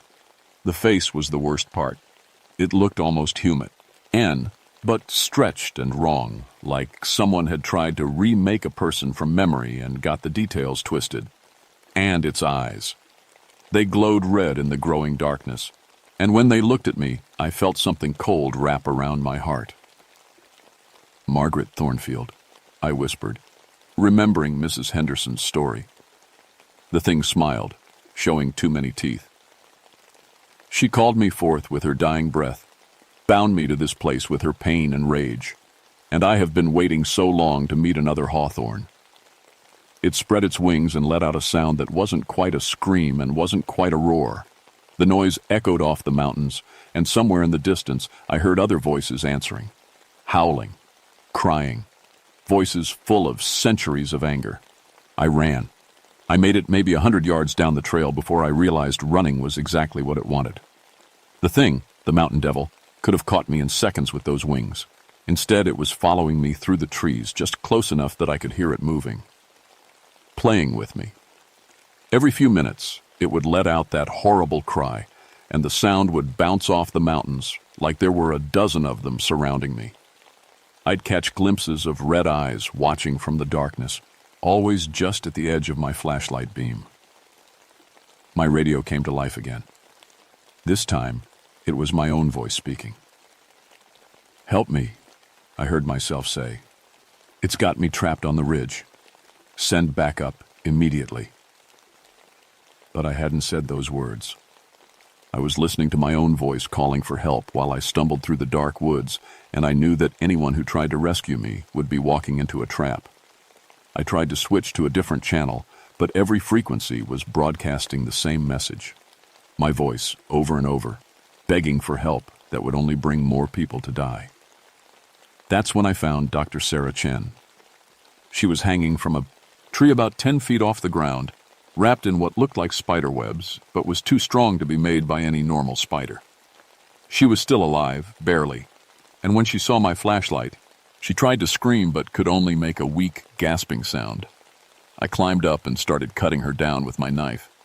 She was one of the college kids who'd reported the sighting, but she wasn't supposed to be here. The three of them had left the mountain after giving their report. "It made us come back," she whispered when I got the webbing away from her mouth. "Called to us in our dreams. Jake and Tommy came first. I tried to stay away, but I couldn't. It was in my head, showing me things. I helped her down from the tree, but she could barely stand. Both her legs were broken, twisted at angles that made my stomach turn. Where are Jake and Tommy now?" She pointed up the mountain with a shaking hand. "It's collecting us, taking us to the stone circles one by one. Saving you for last because you're special. You're a hawthorn." That's when the voice came again, but this time it was speaking from Sarah's mouth. Her eyes rolled back until only the whites showed, and when she spoke, it was in that same deep, echoing tone I'd heard on the radio. "William Hawthorne, descendant of Magistrate William Hawthorne, who condemned an innocent woman to burn. Your ancestor's sin lives in your blood. You will pay for his crimes." Sarah's body went limp. She was still breathing, but when I checked her pulse, it was so weak I could barely feel it. I couldn't carry her down the mountain with 2 broken legs, not in the dark with that thing hunting us. But I couldn't leave her either. I dragged her to a small cave I remembered from previous patrols, maybe 30 feet deep and narrow enough that I could block the entrance with fallen logs. I got her settled as comfortably as possible and gave her my emergency blanket. She was going into shock, skin cold and clammy. "Listen to me," I told her. "I'm going to get you out of here, but I need to understand what we're dealing with. You said it, called to you in dreams?" She nodded weakly. "It showed me things. The witch burning. Your ancestor was there, William. He was the one who read the sentence. Margaret Thornfield looked right at him as she died and spoke his name. My hands were shaking as I checked my equipment. Everything electronic was dead except for my grandfather's old compass, and even that was spinning like crazy. She cursed your whole family line," Sarah continued. "Every generation it takes one. Your great-great-grandfather disappeared hunting in these mountains in 1895. Your great-grandfather was found dead on Copper Ridge in 1923, torn apart just like Tommy. The curse skipped your grandfather and father, but it was waiting for you." I thought about my family history, things I'd never paid attention to. My grandfather had moved away from Virginia when he was young, said he never wanted to see these mountains again. My father had been the same way, wouldn't even visit when I took the ranger job. "How do you know all this?" It told me, "It knows everything about your family, every birth, every death, every secret. It's been watching and waiting." A sound echoed through the forest. That horrible cry, but closer now, much closer. "You have to go," Sarah whispered. "It won't kill me while you're still free. I'm bait." She was right. I could hear something large moving through the trees outside the cave, circling us. If I stayed, we'd both die. If I left, maybe I could find a way to stop it. I blocked the cave entrance as best I could and headed deeper into the forest. But I wasn't running blindly anymore. I had a destination in mind. The old ranger station on Thornfield Creek, about 3 miles northeast. It was abandoned now, but I knew it had an old radio setup that might work if I could get the generator running. As I picked my way through the dark woods, I started to understand what the mountain devil really was. Not just some demonic creature, but something born from injustice and fed by centuries of rage. Margaret Thornfield had been innocent. I was sure of that now. The witch trials were about fear and politics, not real magic. But her death had been so wrong, so cruel, that it had torn a hole between worlds. And that hole was shaped like my family's guilt. I was maybe a mile from the old station when I saw lights ahead through the trees. Flashlights, moving in an organized search pattern. For a moment, I felt relief. Rescue had arrived. Then I heard the voices calling my name, and I realized they were all using my own voice. 6 or 7 people, all sounding exactly like me, searching the woods and calling for William Hawthorne to come out. Everything was going to be all right. The mountain devil wasn't just mimicking my radio calls anymore. It was creating an entire phantom search party, trying to lure me into the open. I crouched behind a fallen log and watched the fake rescuers move past.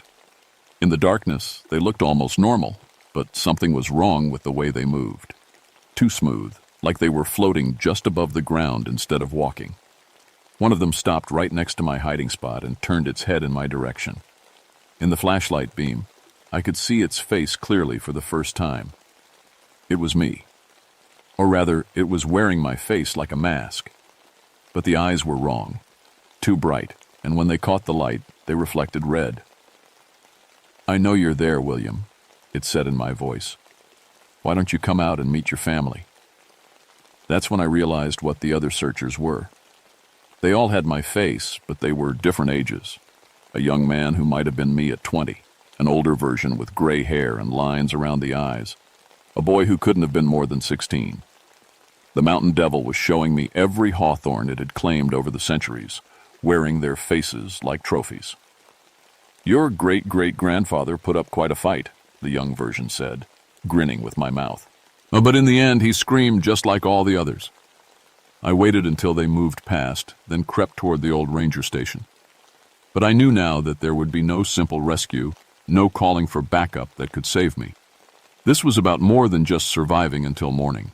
This was about breaking a curse that had been growing stronger for 300 years. The old ranger station was exactly as I remembered it, a small cabin with a tin roof and a rickety radio tower. I'd played here as a kid when my grandfather was still alive, back before I knew why he'd really left these mountains. The generator was old, but functional. I got it started on the 3rd try, and the ancient radio equipment hummed to life. But when I tried to call for help, all I got was static. Then, slowly, voices began to emerge from the white noise. William Hawthorne. They were calling my name. Dozens of voices, maybe hundreds. Men, women, children, all speaking together in a horrible chorus. "We've been waiting so long, William. Waiting for you to come home." I recognized my great-great-grandfather's voice among them, and my great-grandfather's. All the hawthorns who had died on this mountain, their souls trapped by the mountain devil's curse. But there were other voices, too. People I didn't recognize, speaking in old-fashioned accents. "Margaret Thornfield was innocent," one of them said. "We all knew it, but we were afraid. Afraid of what the magistrate would do to us if we spoke the truth." "Your ancestor condemned her to save his own reputation," said another. "She was guilty of nothing but healing the sick and speaking against injustice." The radio crackled, and a new voice emerged. A woman's voice, strong and clear despite the centuries. "William Hawthorne, you carry the blood of the man who murdered me. But you are not him. You have a choice he never gave me." "Margie." "Arette?" I whispered. "The creature that stalks you is born from my pain, but it is not me. It is everything that was done to me, given form and purpose. It feeds on the guilt your family carries, grows stronger with each generation's fear." Through the cabin window, I could see red eyes watching from the tree line. The mountain devil was out there, waiting. "How do I stop it?" I asked. "The same way it was created. With truth, with justice, with someone willing to stand against the crowd and do what's right." The lights in the cabin flickered and died. My grandfather's compass, sitting on the table beside the radio, began to spin frantically. The temperature plummeted, and frost spread across the windows in spiral patterns. The door burst open, and the mountain devil stepped inside. Up close, it was even more terrible than I'd imagined. Its wings scraped against the ceiling, and its claws left deep gouges in the wooden floor. But its face, that was the worst part. It kept shifting, showing me the faces of everyone it had killed. My relatives, the college kids, dozens of others I didn't recognize. "You cannot hide from justice, William Hawthorne," it said, and its voice was like breaking glass. "Your bloodline ends tonight." "You're not justice," I said, surprising myself with how steady my voice sounded. "You're just revenge wearing justice's face." The thing laughed, a sound like tearing metal. "Your ancestors said similar words as he watched Margaret burn. Pretty speeches won't save you." It was right. I couldn't fight this thing, couldn't outrun it. But Margaret's words echoed in my mind. Someone willing to stand against the crowd and do what's right. I thought about my great-great-grandfather. My great-grandfather. All the Hawthornes who had died carrying this guilt. They'd all tried to run, tried to fight, tried to deny what their ancestor had done. None of them had ever tried to make it right. "I acknowledge the debt," I said. The mountain devil paused, tilting its head like a bird of prey. "William Hawthorne, magistrate of Salem Village, commit.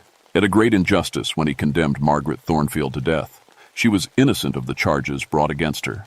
She died because of fear, superstition, and political ambition." The creature's eyes blazed brighter. "Pretty words, but words cannot undo 3 centuries of pain." "You're right," I said, "but they're a start. Margaret Thornfield, I formally overturn the verdict against you. You were wrongly accused, wrongly convicted, and wrongly executed. In the name of justice, I declare you innocent of all charges." The mountain devil let out a shriek that shattered every piece of glass in the cabin. It lunged toward me, claws extended, but something held it back. Invisible chains that glowed like starlight wrapped around its limbs. "No!" it howled. "She died in agony. She suffered. Justice demands payment." "Justice has been served," I said. "The truth has been spoken. The innocent have been declared innocent. What you want isn't justice, it's vengeance." The chains grew brighter, and the creature's form began to waver. Through the dissolving horror, I could see something else.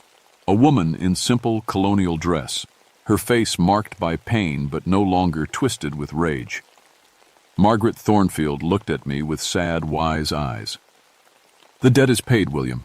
Your family's guilt dies with this acknowledgement." "What about the people it killed? My relatives, the college kids?" "They will find peace now," she said. "The creature fed on your family's guilt, but that guilt is gone. Without it, the dead can rest." The mountain devil made one last desperate lunge toward me, but its claws passed through my body like smoke. It was fading, becoming less real with every second. "This isn't over," it snarled. "There are other places, other injustices, other families carrying guilt they refuse to acknowledge." Then it was gone, leaving only the smell of sulfur and burnt wood, marred. Garrett Thornfield smiled at me, and for a moment she looked young and alive again. "Thank you, William, for having the courage your ancestor lacked." She faded like morning mist, and I was alone in the ruined cabin. I found Sarah Chen still alive in the cave where I'd left her. The rescue team that arrived at dawn, a real rescue team this time, with normal voices and solid faces, airlifted her to the hospital in Charlottesville. Her legs would heal, and the doctors said she'd walk again, though she'd always have a limp. Jake and Tommy were found at the stone circles on Copper Ridge, but they were different from what I'd seen before. Their bodies were at peace, no longer twisted in terror. The coroner ruled their deaths as animal attacks, and maybe that was true enough. I never told anyone the full story. Who would believe it? A 300-year-old witch's curse? A demon born from injustice? A family guilt that fed supernatural revenge? But I did some research afterward, digging through old records and family histories. I found the trial documents from 1692, found my ancestor's signature on Margaret Thornfield's death warrant. I also found something else, a letter he'd written to his brother, admitting that he knew she was innocent but couldn't speak against the hysteria that had gripped the colony. I had that letter published in the local historical journal, along with a formal acknowledgement of the injustice done to Margaret Thornfield. The Virginia General Assembly even passed a resolution posthumously pardoning all the victims of the colonial witch trials. It was a small thing, maybe, just paperwork and ceremonies. But sometimes small things matter more than we realize. I retired early, couldn't stand to patrol those mountains anymore knowing what I'd seen up there. But I kept my grandfather's compass, and I noticed something interesting about it. It always pointed true north now, no matter where I was or what electromagnetic interference might be around. Some nights, I dream about Margaret Thornfield, not as the twisted creature that hunted me, but as she really was, a healer, a woman who spoke truth to power and paid for it with her life. In the dreams, she's always smiling, and the mountains behind her are clean and bright, but I have other dreams too. Dreams of different mountains, different places where old injustices still fester like infected wounds.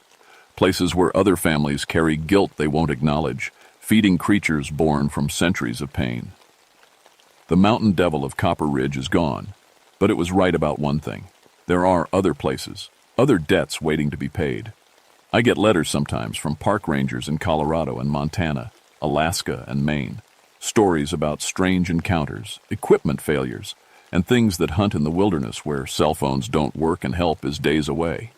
They don't ask directly, but I can read between the lines. They want to know if I've ever seen anything unusual. If I have any advice for dealing with situations that don't fit in the official reports. I always write back the same thing. Research the history of your area. Look for injustices that were never acknowledged, wrongs that were never made right. Sometimes the monsters we face aren't born from evil. They're born from pain that's been ignored for so long it's taken on a life of its own. And sometimes the only way to stop a monster is to have the courage to tell the truth. I keep my grandfather's compass on my desk now, next to a photo of Copper Ridge taken on a clear spring morning. The mountain looks peaceful in the picture, just another Appalachian peak covered in green trees and morning mist. But I know the truth about what's buried in those mountains. Not just the bones of the dead, but the weight of untold stories, unacknowledged suffering, and the guilt that gets passed down from generation to generation until someone finally has the courage to break the cycle. The mountain devil is gone, but America has a long history, and not all of it is written in the history books. Some of it lives in the places where injustice happened, where the innocent suffered and no one spoke for them.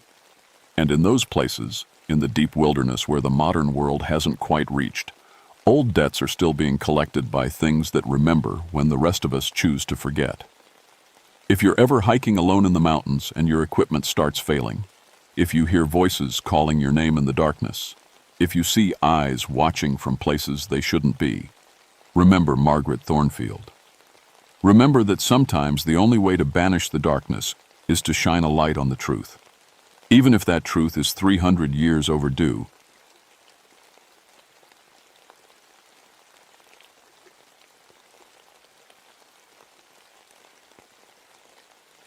My name is Joseph Blackwood, but everyone calls me Joe. I've been a park ranger for 17 years now, watching over the old mining country in West Virginia's New River Gorge. Before this job, I spent 12 years digging coal from these same mountains until a cave-in crushed my left leg and ended that life forever. People think being a ranger means sitting in a tower watching for fires, but my beat is different. I handle the dangerous stuff, checking old mines for gas leaks, keeping thrill seekers out of unstable tunnels, making sure nobody gets hurt in places that should have been sealed off decades ago. The coal companies left behind a maze of holes and shafts when they pulled out in the 70s. Most are flooded now, others filled with methane that'll kill you before you know what hit you. January in these mountains is brutal. This particular morning, the thermometer outside my cabin read -12, and the weather radio kept squawking about a blizzard rolling in from the northwest. I was checking my gear, hard hat, gas detector, emergency rope, the works, when the phone rang. "Joe, this is Sheriff Martin down in Fayetteville. Got some spelunkers here telling a real strange story about the old Kowalski mine complex. You know that area? I knew it all right. The Kowalski mine had been the biggest operation in the county until 1952, when a section collapse trapped 12 men deep underground. They never recovered the bodies. The tunnels were too unstable, too dangerous. The mining company just sealed it up and walked away. What kind of story, Sheriff? They say they saw something down there. Something pale and fast, moving through the tunnels like it owned the place. A couple of them swear it looked human, but the way it moved...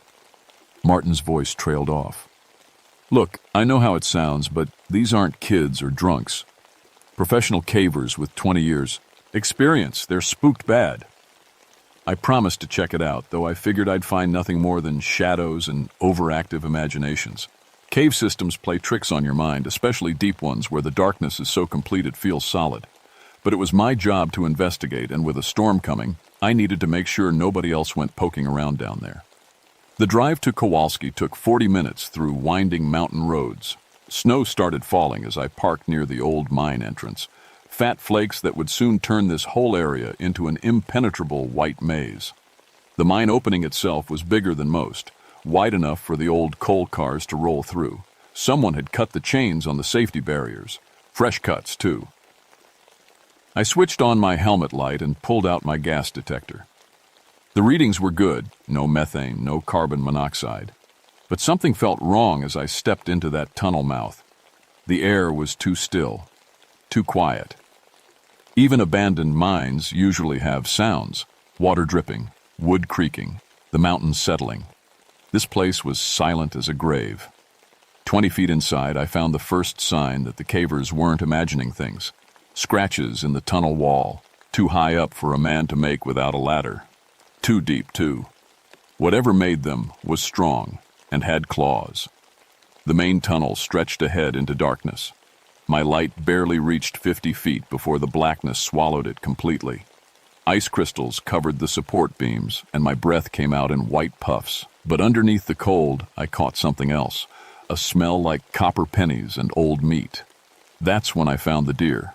It was a big buck, 8 points, hung upside down from a support beam like someone was field dressing it. But this wasn't any hunter's work. The animal was completely white, drained of every drop of blood.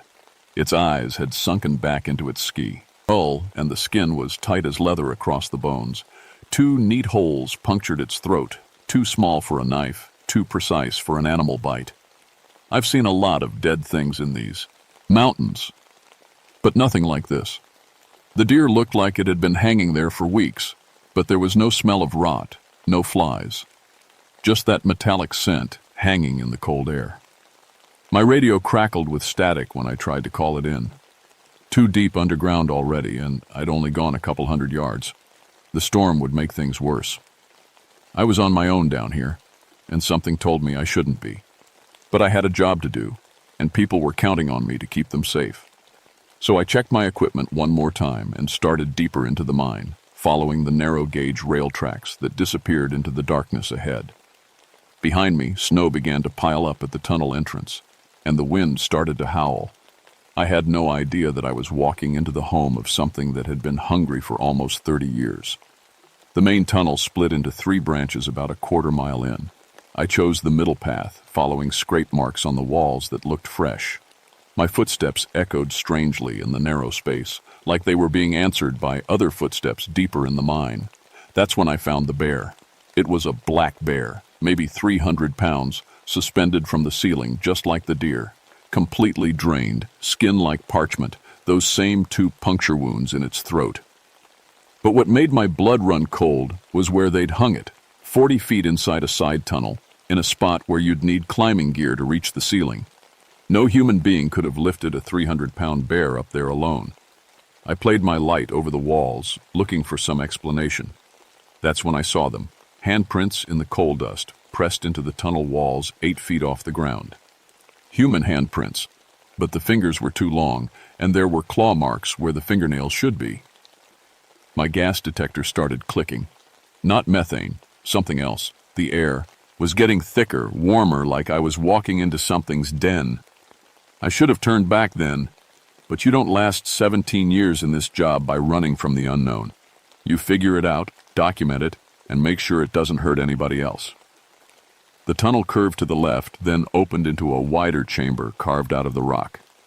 This had been a working area once. I could see where the old coal cars had turned around, and there were still pieces of mining equipment scattered along the walls. But someone had been busy in here recently. The walls were covered with animal bones, arranged in strange patterns that hurt to look at. Deer, bear, smaller creatures I couldn't identify. All picked clean, white as fresh snow. And hanging from the ceiling were more bodies. A mountain lion, 2 more deer, something that might have been a wild boar. All drained, all perfectly preserved. But the worst part was the sound. Breathing.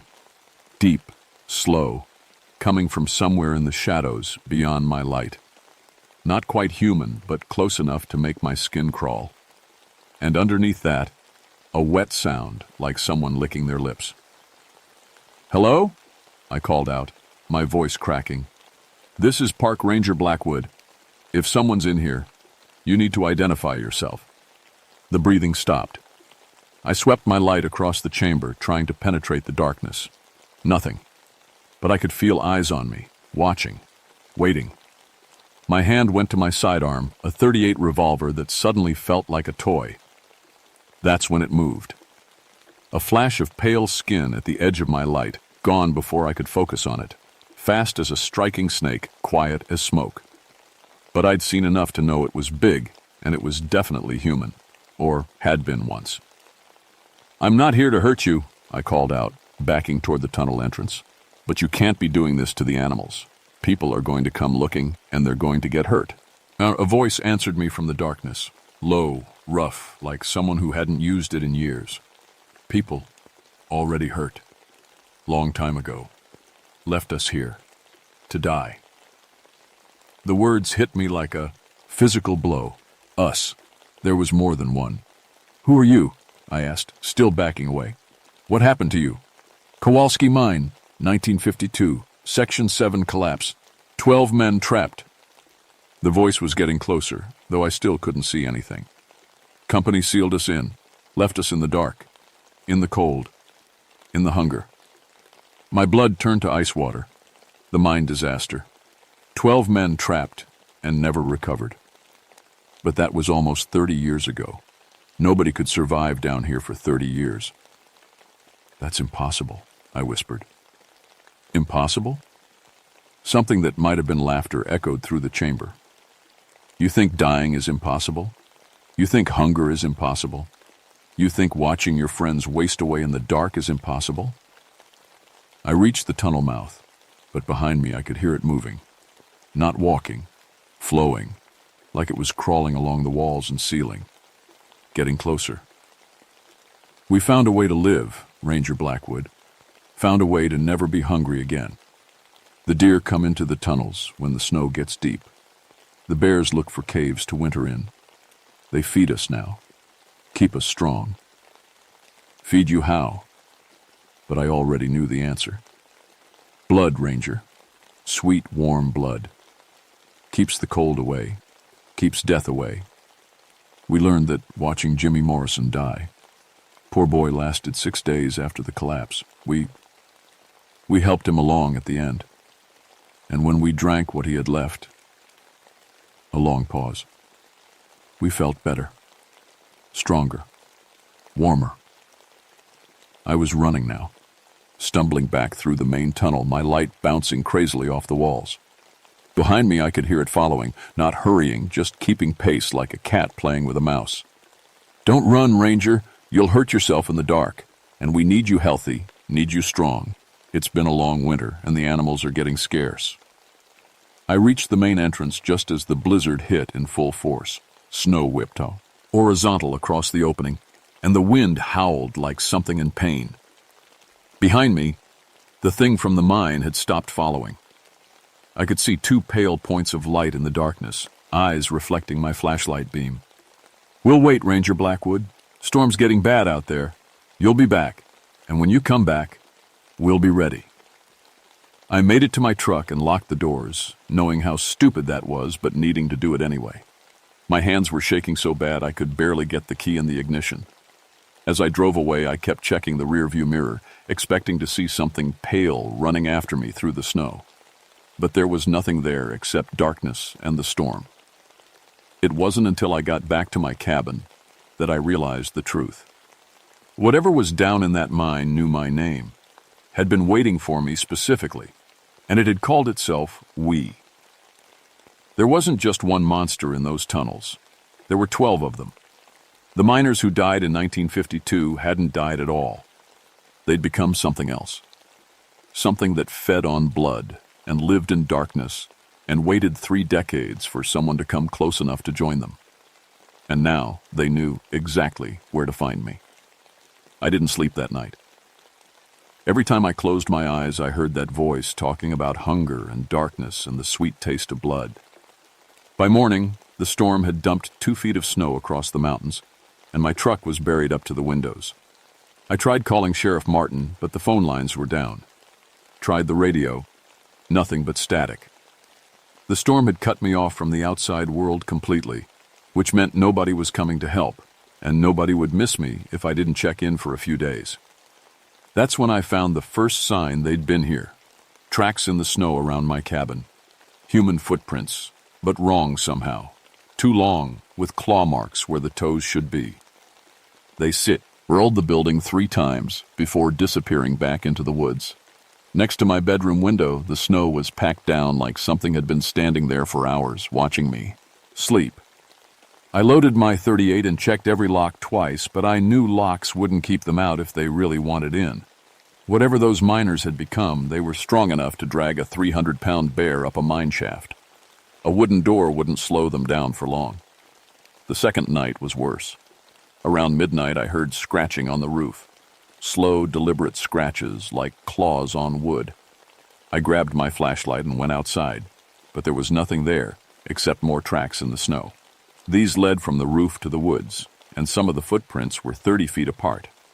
Whatever made them was jumping from tree to tree like a giant squirrel. On the 3rd morning, I found Mrs. Henderson's cat. Mrs. Henderson lived about 2 miles down the mountain, or used to, before the storm. Her little cabin was dark and cold, with no smoke coming from the chimney. The front door was standing open, snow drifting across the kitchen floor. And on the table, arranged like some kind of offering, was Mittens. The cat looked just like the deer and the bear, completely drained, skin tight as leather, those 2 neat puncture wounds in its throat. But what made my stomach turn was the note pinned to its chest, written in something dark and sticky. Getting hungry, Ranger. Storm's making the animals hard to find, but we know where the warm blood is. Mrs. Henderson was nowhere to be found, but I knew where she'd gone. There were drag marks in the snow leading from her cabin toward the old mine complex. Human-sized drag marks, with drops of frozen blood dotting the trail like breadcrumbs. I followed the trail as far as I dared, but it led straight back to the Kowalski mine. At the entrance, the snow was stained red, and I could see where something heavy had been pulled into the darkness. Mrs. Henderson's boots were sitting neatly beside the tunnel mouth, still laced up tight. Hats when I knew they were hunting more than animals now. I spent the rest of the day trying to dig my truck out of the snow, but it was hopeless. The storm had been followed by freezing rain, and everything was locked in ice. I was trapped here with them, and they knew it. The 4th night, they got bolder. I was sitting by my fireplace, cleaning my gun for the 10th time, when something tapped on the window. 3 soft taps, like a neighbor asking to come in. I looked up and saw a face pressed against the glass. It had been human once. I could see that much. But the skin was white as paper, stretched tight over sharp cheekbones. The eyes were completely black, like pools of oil, and when it smiled, I saw teeth that were too long and too sharp to belong in a human mouth.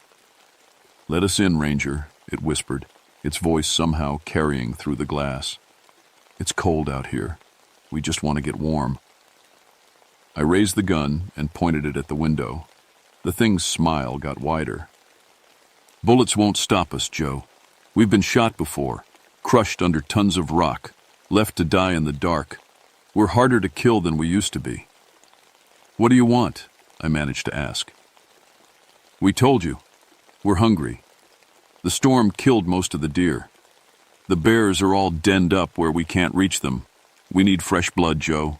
Warm blood. Human blood. You killed Mrs. Henderson. Mrs. Henderson was old. Her blood was thin, sour, barely worth the effort. The thing pressed its face closer to the glass. But you're different, Joe. 17 years in these mountains, strong, healthy. Your blood will taste like summer.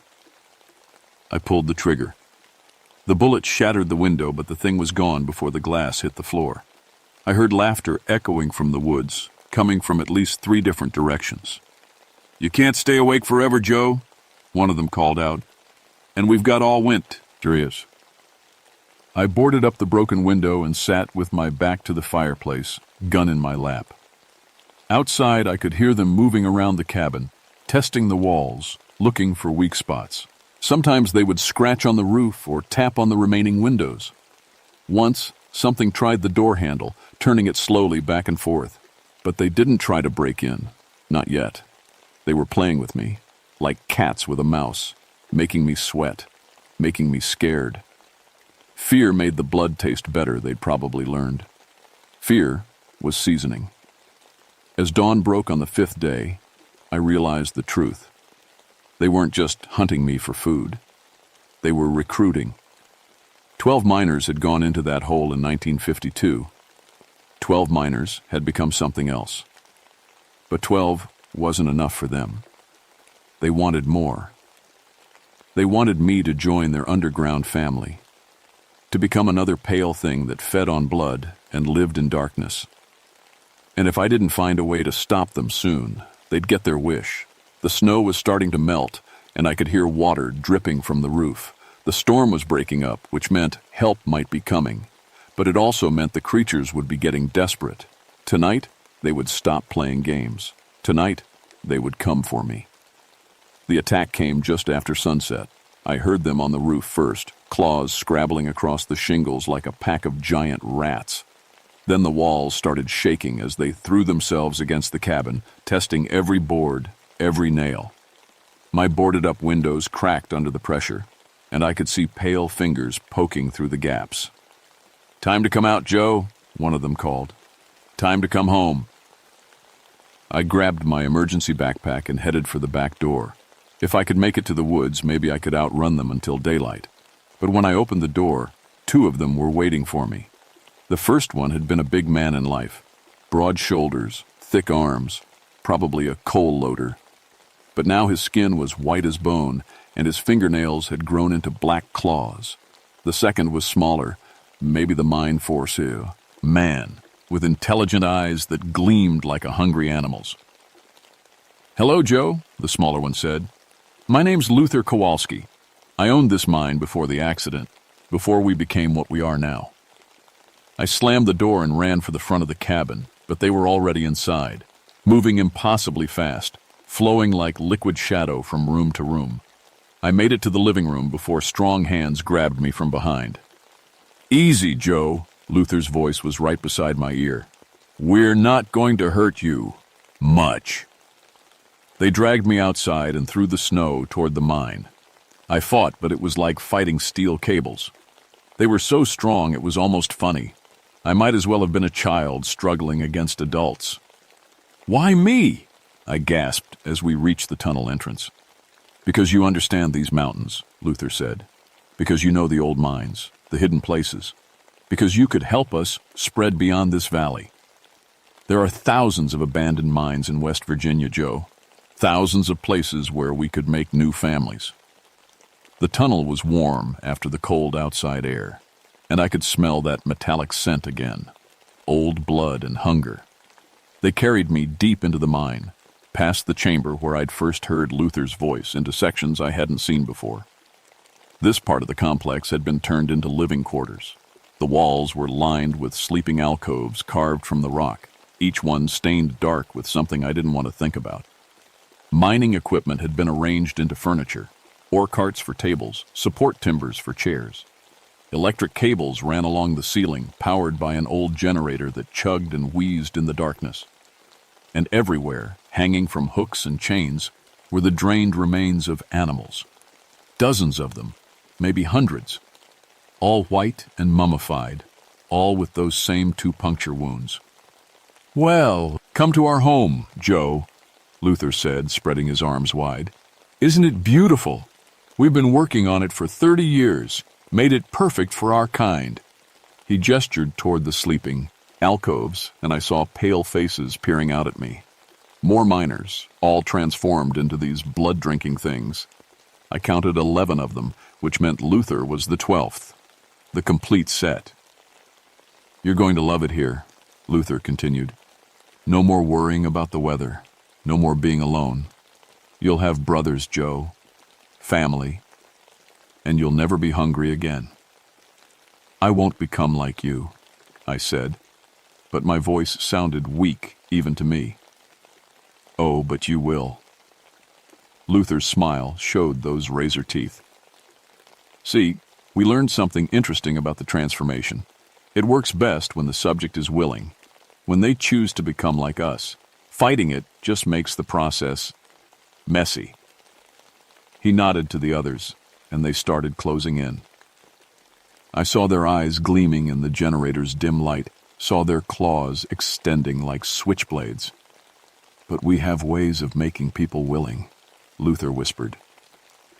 That's when I noticed something important. The generator was old, probably from the mine's working days, and it was running on gasoline. I could smell the fumes mixing with the blood stench. These things had been down here so long they'd forgotten some basic facts about mine safety. "You know what I think, Luther?" I said, backing toward the generator. "I think you made a mistake." "What kind of mistake?" I pulled out my emergency flare and struck it against the rough tunnel wall. It blazed to life, throwing red light across the chamber and making the creatures hiss and cover their eyes. "Gasoline fumes and open flame don't mix," I said, and threw the flare at the generator. The explosion knocked me flat and filled the tunnel with fire. The creatures screamed, not in anger, but in genuine pain and terror. Whatever they'd become, they were still vulnerable to fire. I scrambled to my feet and ran for the tunnel entrance as the flames spread along the gasoline-soaked floor. Behind me, I could hear them coming, moving fast, but not as fast as before. The fire had hurt them, slowed them down, but it hadn't killed them, and they were angry now. I reached the main tunnel and kept running, following the old rail tracks toward the entrance. My lungs burned from the smoke and the cold air, but I didn't dare stop. I could hear claws on stone behind me, getting closer. The tunnel entrance appeared ahead, a circle of gray light in the darkness. I put on a final burst of speed and burst out into the night air, gasping and stumbling through the melting snow. But Luther was waiting for me. He stood beside my truck, completely calm, not even breathing hard. His white skin was marked with burn scars from the fire, but he was still smiling. "That was clever, Joe," he said. "But fire's just a temporary setback. We've survived worse than that. Much worse." "The whole mine's burning," I said, trying to catch my breath. "Your home is gone. We'll build another one. There are plenty of mines in these mountains." He started walking toward me, his claws gleaming in the moonlight. "But first, we need to finish our business. You've caused us a lot of trouble, Joe. Killed some of our pets, destroyed our home. That kind of behavior needs to be punished." I raised my gun and fired all 6 shots. Every bullet hit him in the chest, spinning him around and knocking him down. But he got back up, the wounds already starting to close. "I told you bullets wouldn't work," he said. "We're not alive, Joe. Not really. We're something else now. Something better." That's when I heard the sirens. Sheriff Martin's voice boomed across the valley through a bullhorn. "This is the sheriff's department. We have the area surrounded." Luther's head snapped toward the sound, and for the first time I saw fear in those black eyes. "How?" he whispered. "The fire," I said. "Forest Service. Probably saw the glow from miles away. They'll be here any minute with trucks and men and more fire than you can handle." Luther looked at me, then at the burning mine entrance, then back at the approaching lights. For a moment I thought he might run, but instead he did something I never expected. He laughed. "You think this ends here, Joe? You think we're the only ones?" There are mines all over these mountains. Mines where men died and were forgotten. Mines where hunger and darkness can change a man into something else. The sirens were getting closer now, and I could see flashlights moving through the trees. "This is just the beginning," Luther said. "We've shown the way. Others will follow. And when they do, Joe Blackwood, we'll remember you." He turned and ran, not toward the woods, but back toward the burning mine. I watched him disappear into the smoke and flames, and I never saw him again. But sometimes on cold winter nights when the wind howls through the mountains, I think I can still hear him laughing. The official report called it a mine fire caused by faulty electrical equipment, spontaneous combustion of coal dust, possibly triggered by methane gas. The sheriff's department found Mrs. Henderson's remains in the tunnels, along with what they said were animal bones. Lots of animal bones. They sealed the mine permanently this time. Not just chains and warning signs, but tons of concrete poured into every entrance they could find. The whole complex was declared a hazardous waste site, off limits to everyone except authorized personnel. I never told them what I really saw down there. Who would believe it? Vampires in a coal mine? Miners who'd survived for 30 years by drinking blood? It sounded crazy even to me, and I'd lived through it. But I kept watch. Over the next few months, I made it my business to check every abandoned mine in the county. Most were just holes in the ground, full of water or gas or nothing at all. But a few showed signs of recent activity. Scratches on the walls, strange arrangements of animal bones, the smell of olives, and blood hanging in the air. And twice, just twice, I found evidence that Luther might have been telling the truth. The first was at the old Blackstone mine, about 15 miles north of Kowalski. I found a deer hung up in the tunnels, drained white, with those same 2 puncture wounds. But this one was fresh, maybe a day old. Something was living in those tunnels, something that fed on blood. The second was worse. The Morrison mine, way up in the high country where nobody ever went. I found more than just dead animals there. I found clothes, human clothes, torn and bloody, arranged in a neat pile like an offering. And carved into the tunnel wall in letters 3 feet high was a message. "Thank you, Ranger Blackwood. We learned so much." I sealed that mine myself, unofficially. Dropped a few sticks of dynamite down the main shaft and brought the whole thing down. If there was something living in there, it would have to find a new home.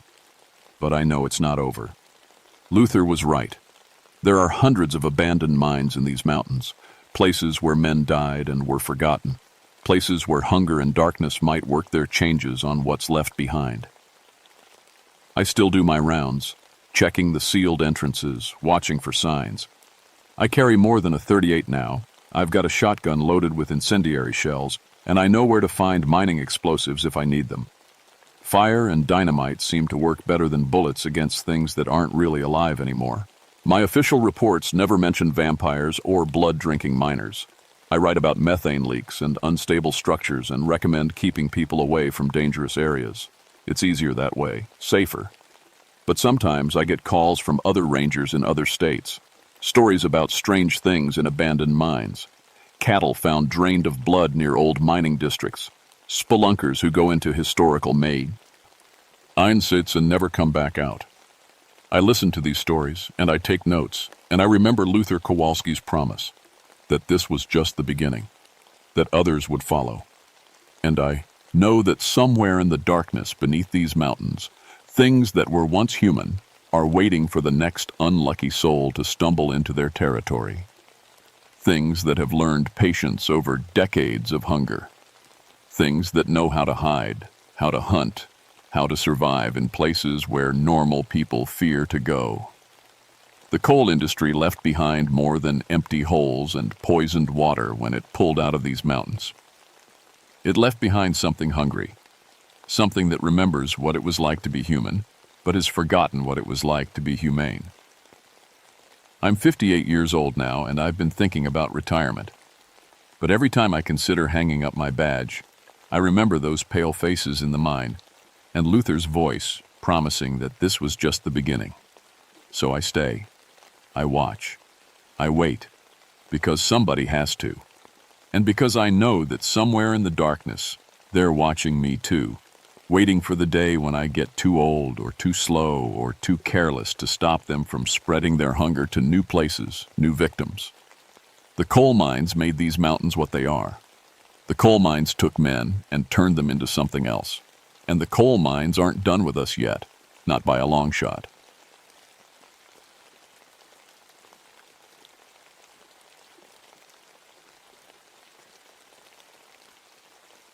My name is Margaret Thornfield, but everyone calls me Maggie. I've been a park ranger on the Blue Ridge Parkway for 11 years now, and I thought I'd seen everything these mountains could throw at me. Bears, lost hikers, car crashes, heart attacks on the trails. You name it, I've dealt with it. But I was wrong about seeing everything. The call came in at 6:47 a.m. on a Tuesday morning in October. Heavy fog had rolled in overnight, thick as cotton and twice as stubborn.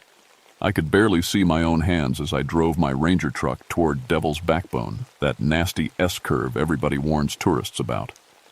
Another accident, dispatch said. Single car, went over the guardrail. Devil's Backbone earned its name honestly. It's a stretch of road that curves like a snake's spine along the ridge, with a 500-foot drop on one side and solid rock wall on the other. No room for mistakes. Over my 11 years, I've pulled 17 bodies out of cars that didn't make those curves. 17 people who won't be going home to their families. I know what that feels like. My daughter Emma died on a mountain road 3 years ago. Different mountain, same story. Wet pavement, sharp curve, moment of inattention. The difference was Emma was 17 and texting her boyfriend instead of watching the road. Sometimes I wonder if knowing that makes it easier or harder. Probably harder. As I parked near the bent guardrail, I could hear something that made my skin crawl. Crying. Not the kind you hear from accident survivors. This was different. Deeper. Like someone had lost everything in the world and couldn't stop mourning it. I grabbed my gear and rappelling rope. The fog was so thick I had to feel my way to the edge of the cliff. My flashlight barely cut through it, showing me twisted metal about 30 feet down, caught on a ledge of granite. "Hello?" I called down. "Can anyone hear me?" The crying stopped.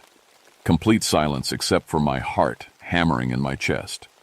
I've done dozens of these rescues.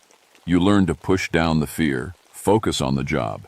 Check for survivors first, secure the scene, call for backup if needed. Standard procedure. But as I lowered myself down the cliff face, something felt wrong. The air was too cold for October, even in the mountains, and there was a smell. Not gasoline or burnt rubber like you'd expect from a crash. Something else. Something old and sad, like flowers left too long on a grave. The car was a blue Honda Civic, license plate from Florida. Probably tourists heading south for the winter. The front end was completely smashed. Windshield spiderwebbed but not broken through. I swept my flashlight across the interior. Empty. No bodies. No blood on the seats. The airbag had deployed, so someone had been driving when it crashed. But where were they? I checked around the wreck, thinking maybe they'd been thrown clear. Nothing. The doors were still shut tight, windows intact except for some stress cracks. Whoever had been in this car had vanished. That's when I heard the crying again. Closer this time. Right behind me. I spun around, flashlight beam dancing across the fog. "Hello? Are you hurt?" No answer. But I could feel someone watching me. You know that prickly feeling you get between your shoulder blades when someone's staring? It was like that, but worse. Like being watched by something that shouldn't exist. My radio crackled. "Maggie, you got anything down there?" I keyed the mic with shaking fingers. "Yeah, I found the vehicle, but there's no one in it." "What do you mean, no one?" "I mean it's empty, Tom. Completely empty." A pause. "That's not possible. We got a 911 call from that phone number 20 minutes ago. Woman screaming about going over the edge." I stared at the empty car. The engine was still wowing. Arm. Someone had been driving it recently. But where were they now? Above me, the fog seemed to swirl and thicken, and somewhere in that white wall of mist, something was crying like the world had ended. I'd been a ranger long enough to trust my instincts, and every instinct I had was screaming at me to get out of there, fast. But I had a job to do, and somewhere up in that fog, there might be someone who needed help, even if everything in my bones told me they were already far beyond helping. I hauled myself back up the cliff, muscles burning from the climb. The crying had stopped again, but that cold feeling in the air was getting stronger. My breath came out in white puffs, which was weird because it had been 60 degrees when I left the ranger station. Tom's voice crackled over the radio. "Maggie, I'm sending Jake and the EMT unit. Should be there in 15. "Copy that." I was grateful for backup coming. This whole situation felt wrong in ways I couldn't explain. I walked back to my truck to wait, but something made me look toward the curve where the car must have gone off. The fog was starting to lift a little, and I could see fresh skid marks on the asphalt, long black streaks that ended right at the broken guardrail. But there was something else. Footprints in the damp earth beside the road. Small ones, like a woman's shoes. They led away from the crash site, following the guardrail toward the overlook parking area about 100 yards up the road. I followed them, my hand resting on the radio clipped to my belt. The footprints were clear in the soft dirt, but they seemed to fade the farther I went, like whoever made them was getting lighter with each step. The overlook was empty except for one car, an old station wagon with Tennessee plates. Probably someone who'd pulled over to wait out the fog. I walked over to check on them. The car was running, headlights on, wipers going back and forth across a windshield beaded with moisture. But when I looked inside, my blood turned to ice water. A family. Mom, Dad, 2 little kids in car seats in the back. All of them staring straight ahead with wide, terrified eyes. Not moving, not blinking, not breathing. I yanked on the door handle. Locked. Pounded on the window. "Hey! Hey!" Nothing. They just sat there like mannequins, eyes wide open, looking at something I couldn't see. I grabbed my baton and smashed the passenger window. Glass showered everywhere as I reached inside to unlock the door. The moment I touched the dad's shoulder, he sucked in a huge breath and started screaming. That broke whatever spell had hold of them. The mom started screaming too, and the kids began crying. The dad's hands were locked on the steering wheel so tight his knuckles were white as bone. "It's okay," I shouted over the noise. "I'm a park ranger. You're safe." It took 5 minutes to calm them down enough to talk.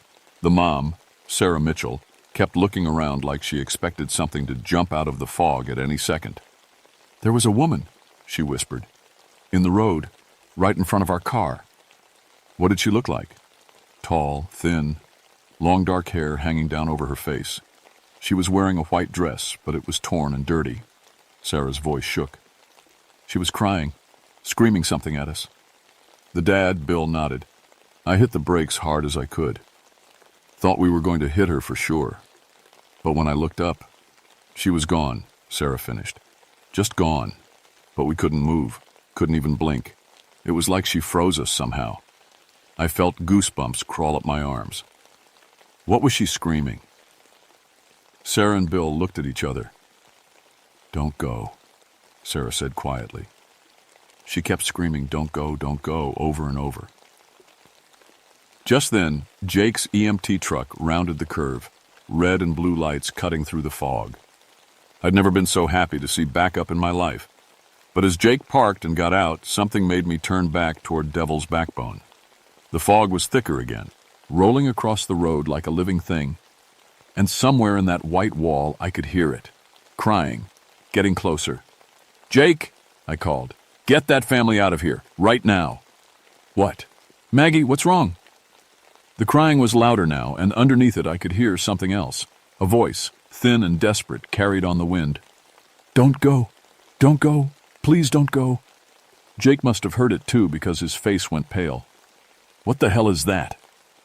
The fog swept across the parking area like a wave. The temperature dropped 20 degrees in 10 seconds.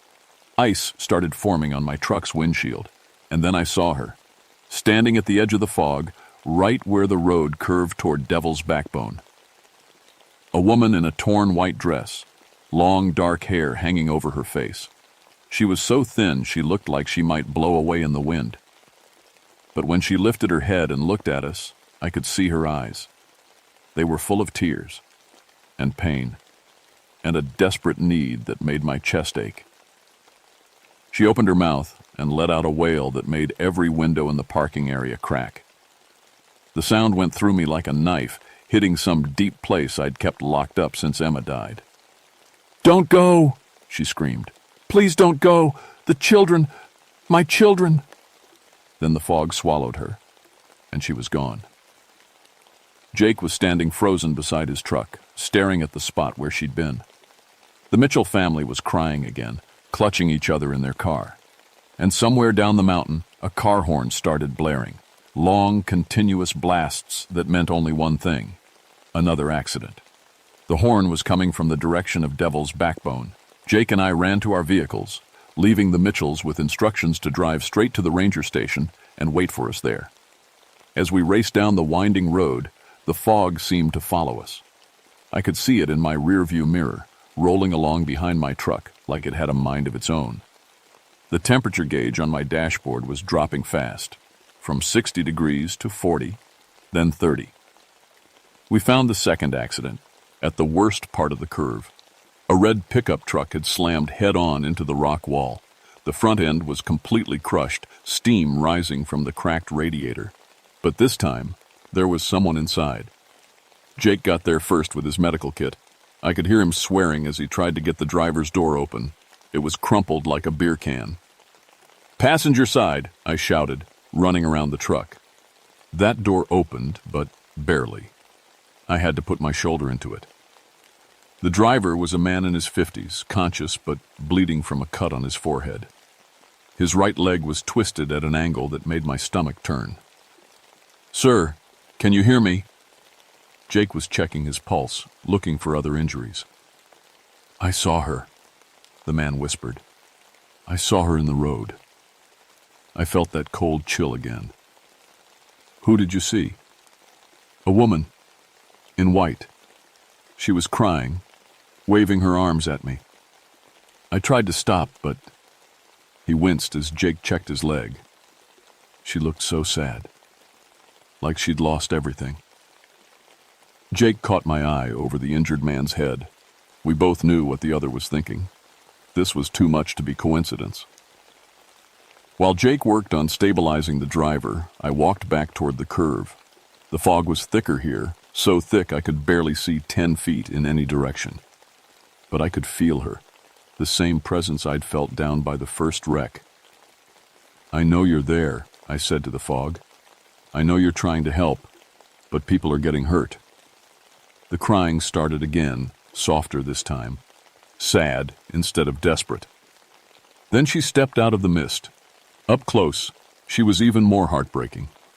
Her white dress had once been beautiful, silk with lace at the sleeves and neckline. But now it was torn and stained, like she'd been wandering these mountains for years.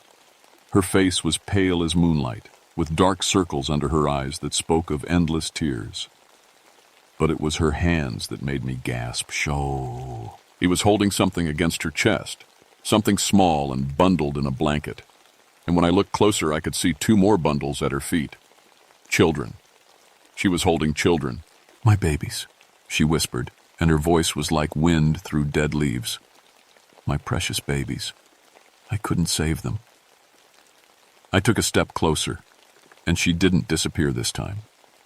"What happened to them?" "The ice," she said, tears streaming down her cheeks. "There was ice on the road. I couldn't stop. We went over the edge, and I couldn't. She looked up at me, and I saw something in her eyes I recognized.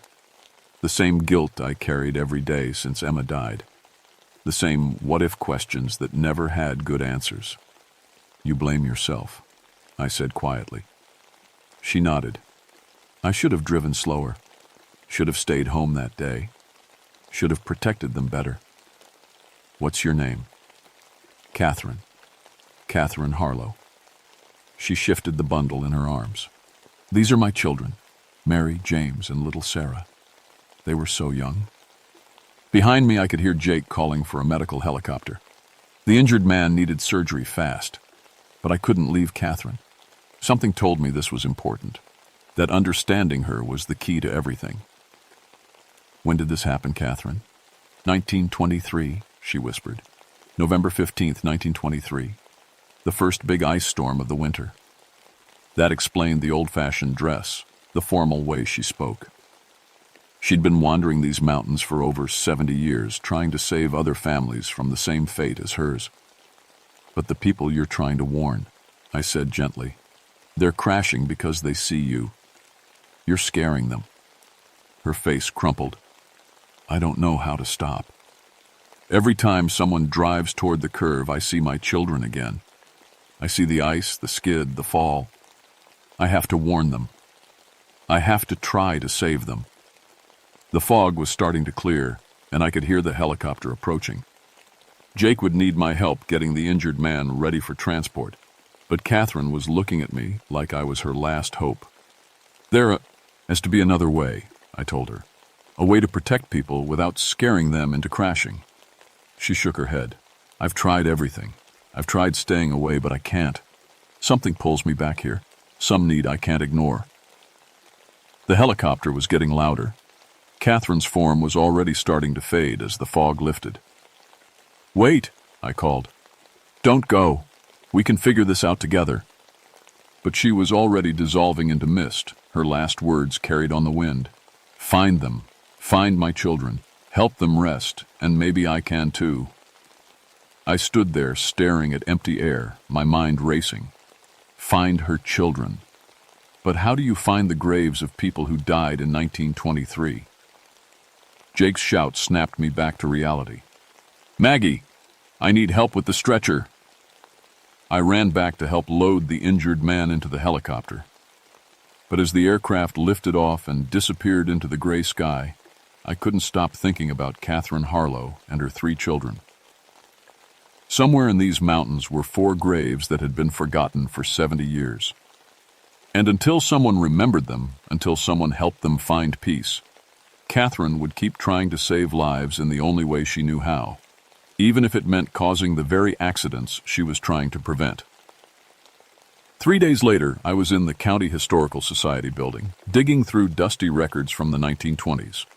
The librarian, Mrs. Patterson, had been helpful but skeptical when I told her I was researching old accident reports for park safety purposes. I didn't mention the crying woman in white. Here we go, Mrs. Patterson said, setting a heavy ledger on the table. November 1923. Nasty winter that year, 3 major storms before Christmas.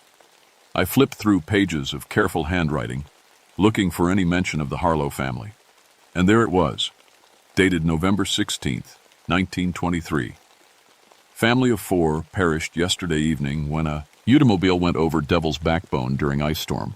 Catherine Harlow, 28, and her children Mary, 8, James, 6, and Sarah, 3, were traveling to Asheville to visit relatives when their vehicle skidded on ice and broke through the guardrail.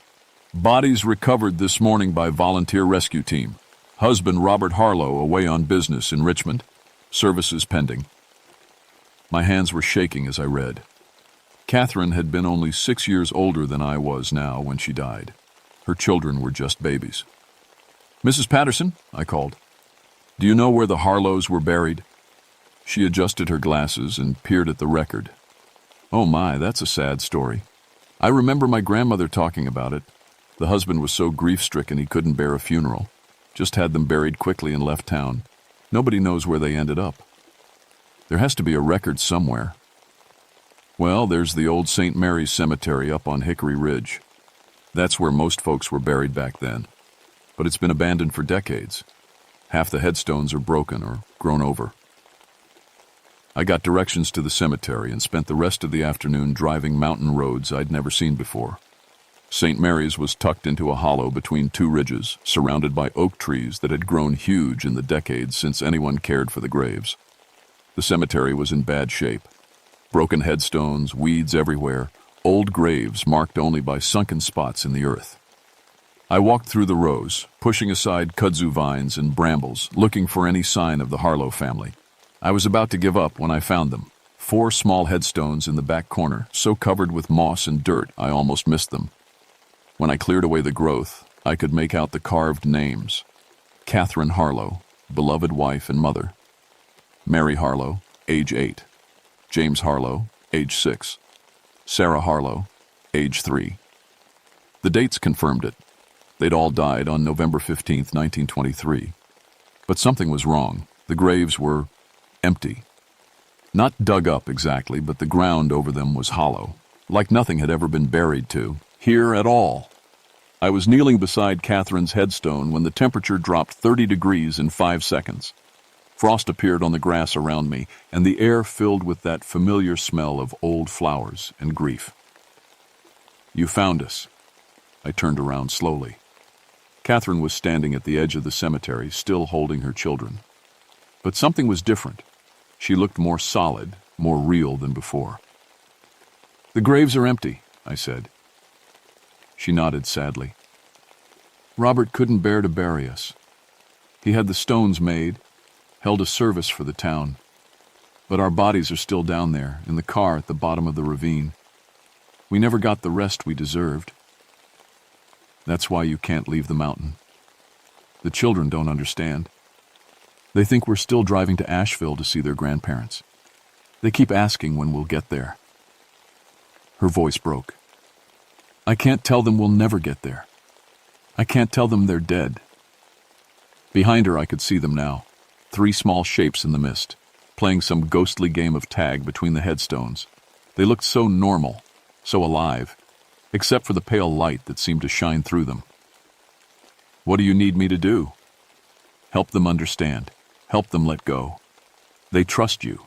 You have the same sadness we do. You know what it means to lose a child." I felt that familiar ache in my chest. Emma's face flashed in my mind. Not the broken, lifeless face I'd seen at the hospital, but the bright, laughing girl who used to help me identify birds on our hiking trips. How can I help them understand something I don't understand myself? Catherine walked closer, and I could see the compassion in her ghostly eyes. "You understand love. You understand sacrifice. You understand that sometimes letting go is the kindest thing you can do." A sound made us both turn. Car headlights were coming up the mountain road, heading to our Devil's Backbone. It was past midnight now. Who would be driving that dangerous curve at this hour? Catherine's form wavered with panic. "I have to warn them. I have to—" "No," I said, firmly. "Not this time. This time, we do it different." I started running toward the road, Catherine floating beside me. We reached Devil's Backbone just as a car rounded the upper curve, a beat-up sedan with college stickers on the back window. Probably students heading home from a late party. The fog was rolling in again, and ice was forming on the asphalt. The same conditions that had killed Catherine and her children 70 years ago. "Let me try," I told Catherine. "Trust me." I stepped into the road, but not like a ghost in a horror story, like a park ranger doing her job. I had my flashlight, my reflective vest, my official credentials. I was someone drivers would trust, not fear. The car slowed when the headlights hit me. I walked to the driver's window as it rolled down, revealing a young man who looked barely old enough to drink. "Evening," I said calmly. "I'm Ranger Thornfield. We've got some dangerous ice forming on the road ahead. I'm going to need you to turn around and find a different route." The kid looked annoyed, but not scared. "Is the road closed?" "It's about to be. Safety precaution." I pointed to the fog and ice forming on the pavement. "This curve has claimed too many lives already." He nodded and carefully turned his car around. As he drove away safely, I felt Catherine's presence beside me. "It worked," she whispered, wonder in her voice. "You saved them without scaring them." "Because I'm alive," I said. "I can do things you can't. But Catherine, I can't be here every night for the rest of my life. Your children need to understand they're gone. They need to move on." She was quiet for a long moment. "Will you help me tell them?" I nodded. "But first, we need to get your bodies properly buried. All of you deserve that peace." It took 2 weeks to organize the recovery operation. I had to pull strings with the county sheriff, the state police, and the Park Service. But when I explained that a 1923 accident had never been properly investigated and that the victims deserved a decent burial, people listened. The dive team found Catherine's car exactly where she said it would be, wedged in a narrow crevice about 80 feet down from Devil's Backbone. After 70 years underwater, there wasn't much left but bones and rusted metal. But it was enough. Catherine and her children got the funeral they should have had in 1923. A simple service at St. Mary's Cemetery with a handful of locals who remembered the old stories. Robert Harlow was long dead, but we found some distant cousins in Virginia who came to pay their respects. I was the only one who could see Catherine and the children at their own funeral. They stood slightly apart from the living mourners, finally understanding what had happened to them. The children looked confused at first, but Catherine knelt down and spoke to them gently, explaining in words they could understand. When the last prayer was said and the dirt was thrown over the caskets, something shifted in the air. The children began to glow with soft, warm light. Not the cold, desperate light of ghosts, but something peaceful and welcoming. One by one, they kissed their mother goodbye and walked into that light. Mary first, then James, then little Sarah. They looked back once and waved, not sad, but excited, like they were going on an adventure. Catherine watched them go with tears in her eyes, but they were tears of relief, not sorrow. "Are you going with them?" I asked. She shook her head. "Not yet. I have something else to do first." "What?" She smiled, and for the first time since I'd met her, it wasn't a sad smile. "Help you save lives the right way, the way we should have been doing all along." That was 3 months ago. Devil's Backbone is still dangerous. Ice forms, fog rolls, and people drive too fast on unfamiliar mountain roads, but the accidents have stopped. Now, when conditions get bad, drivers report seeing a park ranger at the curve, directing traffic and warning about hazards. They describe her as professional, helpful, and completely normal. Nothing scary or supernatural about her at all. Except I'm always accounted for when these sightings happen. I'm either at the ranger station or on patrol somewhere else entirely. Catherine found her purpose. She's still protecting travelers on Devil's Backbone, but now she does it as a helper instead of a harbinger of doom. She appears as what people need to see, a figure of authority they'll trust instead of a terrifying specter they'll panic at. I still see her sometimes, usually on foggy nights when the conditions are worst. She nods at me like a colleague, professional respect between two women who understand the weight of protecting others. I never told anyone else about Catherine Harlow and her children. Who would believe it? But every time I drive past that curve, I think about love that transcends death, about guilt that can trap us in endless circles of pain, and about the peace that comes from finally letting go. Emma would be 20 now if she'd lived, old enough to understand that her death wasn't my fault, that I couldn't have saved her no matter how much I wanted to. Catherine taught me that. Sometimes the most loving thing you can do is forgive yourself and find a way to help others instead of drowning in what-ifs. Devil's Backbone got its name from all the lives it claimed over the years. But now it's protected by two guardians, one living, one dead, both driven by love and loss and the determination to keep other families from experiencing the same heartbreak we did. The mountain roads are still dangerous. Ice still forms, fog still rolls in, and people still make mistakes.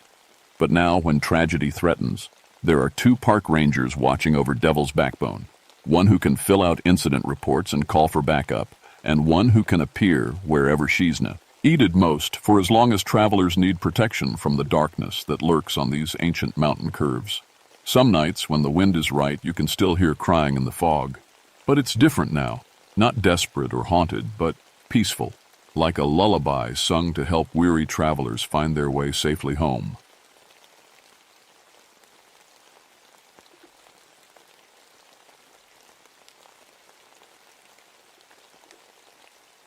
My name is Eleanor Whitmore, but everyone calls me Ellie. I've been a park ranger in the Monongahela National Forest for 16 years now, and I thought I'd seen everything these mountains could throw at me. Bears, snakes, lost hikers, cave-ins, you name it, I've dealt with it. But what happened at Kettle Creek Hollow in October 1978 changed everything I thought I knew about this place. I grew up here in West Virginia, raised by my grandmother after my parents died in a mine collapse when I was 8. Grandma Whitmore was full of old stories about these mountains. She'd sit on the porch after dinner, rocking in her chair, telling me about spirits in the hollows and children who never left the old mining tunnels. "Stay away from Kettle Creek," she'd always say. "The children there ain't done playing yet." I never believed those stories. Not until October 28, 1978. It was an unusually cold morning when the call came in. The leaves had already turned, painting the mountainsides in reds and golds. But there was something wrong with the air that day. Too still. Too quiet. Even the birds seemed nervous. "Ellie, we got a code yellow up at Kettle Creek," dispatch crackled through my radio. Family of 5 didn't come back from their camping trip. Cars still in the parking area. The Hendersons, that was their name. Mom, Dad, and 3 kids aged 6, 8, and 10. They'd come down from Pittsburgh for a weekend of what they called safe adventure. The kind city folks do, thinking the mountains are like a theme park. I drove my truck up the winding road to Kettle Creek, passing the old mining ruins that dotted the landscape like broken teeth. The hollow stretched about 12 miles through a narrow valley, with elevation dropping 800 feet from the ridge to the creek bed. It was beautiful country, but it had a history. Back in the 1880s, the Whitmore Coal Company, no relation to me, despite the name, had tunnels running all through these hills. In 1887, there was an accident. 23 children died when the main tunnel collapsed. The official report said it was a gas explosion, but Grandma always claimed the owner dynamited the tunnel himself to hide safety violations. The children were trapped inside, and their bodies were never recovered. When I got to the parking area, I found their blue station wagon sitting with all 4 doors wide open. A picnic was still laid out on the table, sandwiches that should have been eaten hours ago, juice boxes still cold to the touch. The family's camping gear was scattered around like they'd left in a hurry. "Henderson family," I called out. My voice echoed off the hollow walls, but no answer came back, not even an echo. That's when I noticed how quiet it was. In 16 years of working these mountains, I'd never heard silence like that. No bird songs, no squirrel chatter, no wind through the leaves. Even the creek seemed to be running quieter than usual. I checked my equipment: Motorola radio, carbide helmet lamp, gas detector for the old mine shafts. Standard procedure for a search in this area. The Henderson kids were young, and kids love exploring old tunnels. It wouldn't be the first time I'd pulled curious children out of dangerous mine shafts. The temperature dropped as I walked toward the main trail. My breath started steaming, even though it had been warm just 20 minutes before. I checked my watch, 2:30 p.m. Plenty of daylight left, but the hollow felt darker somehow, like the shadows were thicker than they should be. I followed the marked trail that led to the safe mining exhibits, old equipment displays, and a partially restored tunnel entrance that families could walk through. It was about a quarter mile from the parking area, an easy hike for kids. But when I got there, I found something that made my stomach drop. Small handprints were pressed into the clay around the tunnel entrance. Too many handprints, way too many for just 3 children, and they glowed faintly in the shadows, like foxfire on rotting wood. I knelt down to examine the handprints more closely. My hands were shaking as I held up my flashlight. The prints were small, child-sized, but there had to be at least 20 of them pressed into the wet clay around the tunnel mouth. Some looked fresh, but others seemed older, like they'd been there for weeks. "Hello?" I called into the tunnel. "Henderson family, are you in there?" My voice disappeared into the darkness, swallowed up like the mountain had eaten it. But then I heard something that made my blood run cold. Laughter. Children's laughter, echoing from deep inside the tunnel. "Thank God," I whispered, relief flooding through me. "Kids, come toward my voice. Your parents are worried sick." But the laughter continued, and something about it wasn't right. It was too far away, and it seemed to be coming from multiple directions at once. The tunnel system here was supposed to be sealed off beyond the first 50 feet. I radioed back to dispatch. "This is Whitmore. Found evidence the missing family entered the old mine system. Going in for extraction. Copy that, Ellie. Want me to send Jake Morrison as backup? Jake was my regular partner, a good man who knew these tunnels almost as well as I did. Yeah, have him meet me here, but I'm going in now. These kids have been missing too long. I adjusted my helmet lamp and stepped into the tunnel. The air inside was cold and damp, with that metallic smell old mines get. My gas detector was quiet. No dangerous fumes, at least not yet. The tunnel stretched ahead of me, much longer than it should have been. According to our maps, this section was only supposed to go back 50 feet before hitting a concrete wall. But I'd already walked twice that distance, and I could see the tunnel continuing into the darkness ahead. The children's laughter echoed again. Ozer this time. But now I could hear something else. Singing. A child's voice singing "Ring Around the Rosie," but the words were wrong somehow. Older. Ring around the mountain, pocket full of coal dust. Ashes, ashes, we all fall down. I followed the sound deeper into the tunnel. My footsteps echoed strangely, like there were more feet walking than just mine. The walls here were different too. Rougher, older. This wasn't the restored tourist section anymore. Kids, I'm a park ranger, I called out. I'm here to help you. The singing stopped. In the sudden silence, I heard something that made me freeze. Footsteps. Small footsteps coming toward me from the darkness ahead. A little girl stepped into the circle of my flashlight beam. She was maybe 8 years old, wearing an old-fashioned dress that might have been white once but was now gray with coal dust. Her hair was pulled back in braids and her face was smudged with dirt, but her eyes were too bright, like stars. "Are you here to play with us?" she asked. Her voice had a strange echo to it, like she was speaking from the bottom of a well. "I'm here to help you get out, honey. What's your name? Are you with the Henderson family?" The little girl tilted her head. "Henderson? Oh, the new children. They're playing with us now. Would you like to see?" She turned and walked back into the darkness. Against every instinct I had, I followed her. The tunnel opened into a larger chamber I'd never seen before. My flashlight beam swept across the space, and I saw them. Children everywhere. Dozens of children, playing in the shadows. Some were jumping rope with what looked like old mining cable. Others were playing marbles with chunks of coal. And in the center of the chamber, 5 figures sat in a circle. The Henderson family. "Mr. Henderson!" I rushed toward them. "Ma'am, are you all right?" But as I got close, I realized something was horribly wrong. The parents were sitting perfectly still, their eyes wide and staring at nothing. They were breathing, but they didn't respond when I shook them.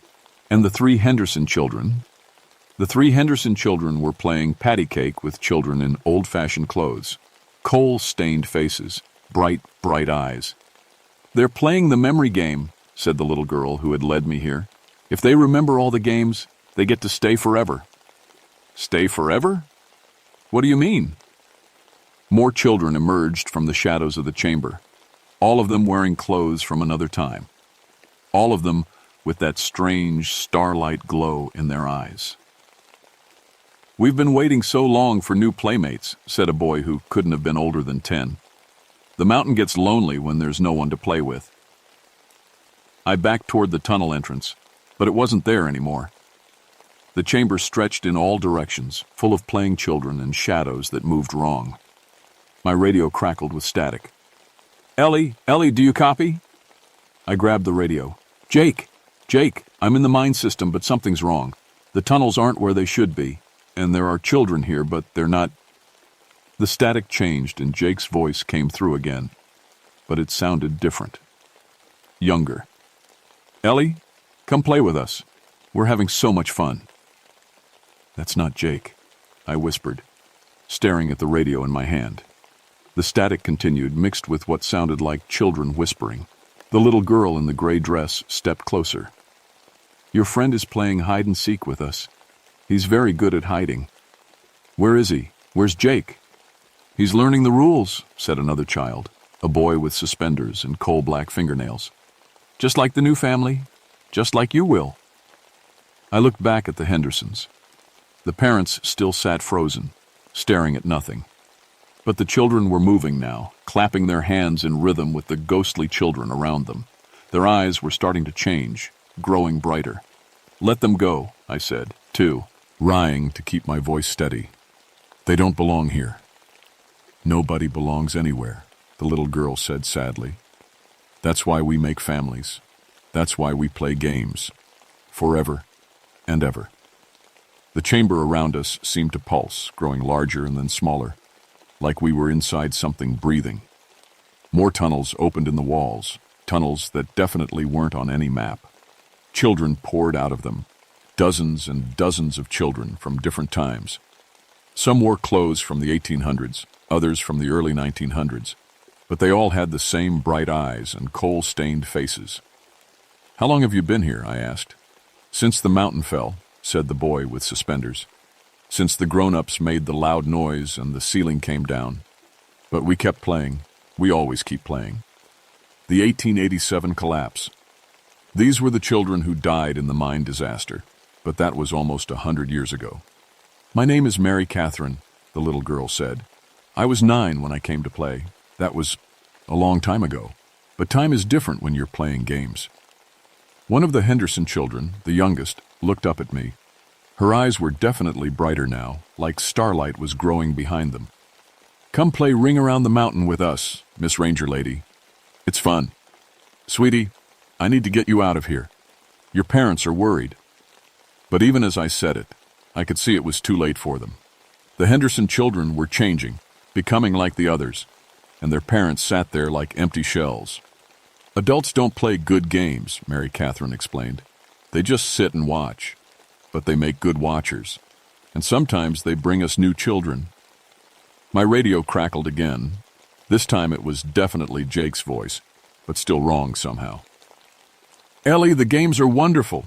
You should see them all. Red light, green light, and hide and seek and jump rope. We can lay forever." "Jake, where are you?" "Everywhere," came his voice through the static. "The tunnels go everywhere, Ellie, under the whole mountain. There are so many places to play." I had to think. These children, these spirits, or whatever they were, had been trapped here for nearly a century. They'd collected other children over the years, making them part of their eternal game.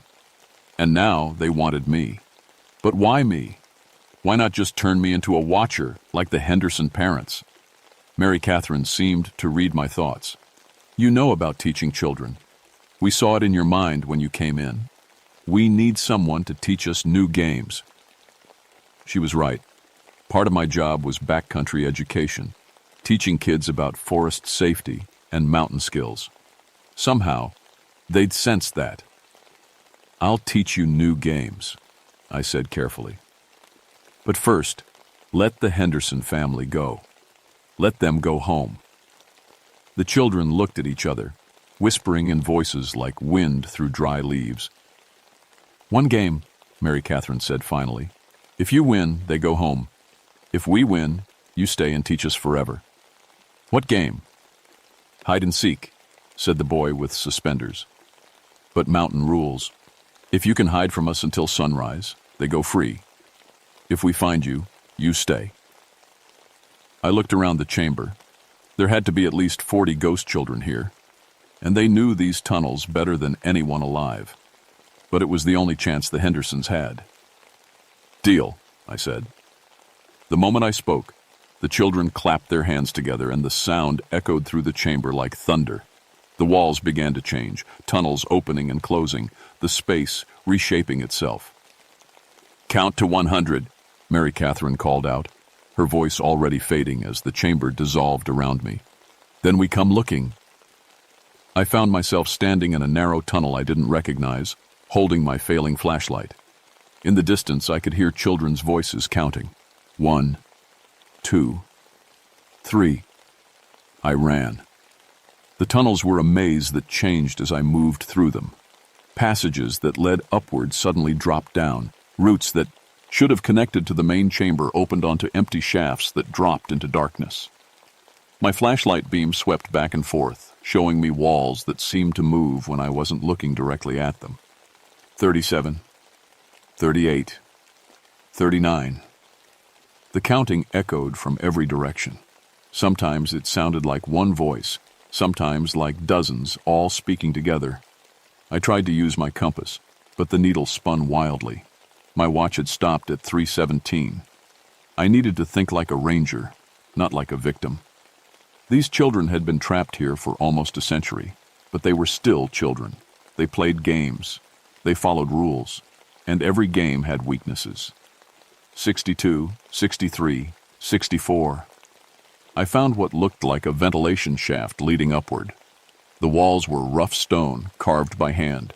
If I could get to the surface, maybe I could break whatever was holding this place together. But as I started climbing, the shaft began to narrow. Soon I was stuck, barely able to breathe. From below, I heard giggling. "That's cheating, Miss Ranger Lady. The game is in the mountain, not on top of it." The shaft widened again, and I slid back down to the tunnel floor. My knees were scraped and my hands were bleeding, but I was running out of options. 98, 99, 100. Ready or not, here we come. The temperature dropped 20 degrees in an instant. My breath came out in white puffs, and frost began forming on the tunnel walls. In the distance, I could hear footsteps. Dozens of small feet moving through the tunnels with impossible speed. I ran again, choosing passages at random. But every tunnel seemed to lead me in circles. I'd passed the same rock formation, the same timber support, the same strange, glowing handprints on the walls. Then I heard Jake's voice, closer now. "Ellie, I found a wonderful playroom. Come see." I followed the sound, against my better judgment. The tunnel opened into another chamber, smaller than the first. Jake sat in the center, cross-legged like a child. His ranger uniform was covered in coal dust, and his eyes were bright as stars. "Jake, what have they done to you?" He looked up and smiled, but it wasn't his smile anymore. "They taught me games I never knew. Want to learn? We could play together forever." "Fight it, Jake. You're stronger than this." "Why would I fight it?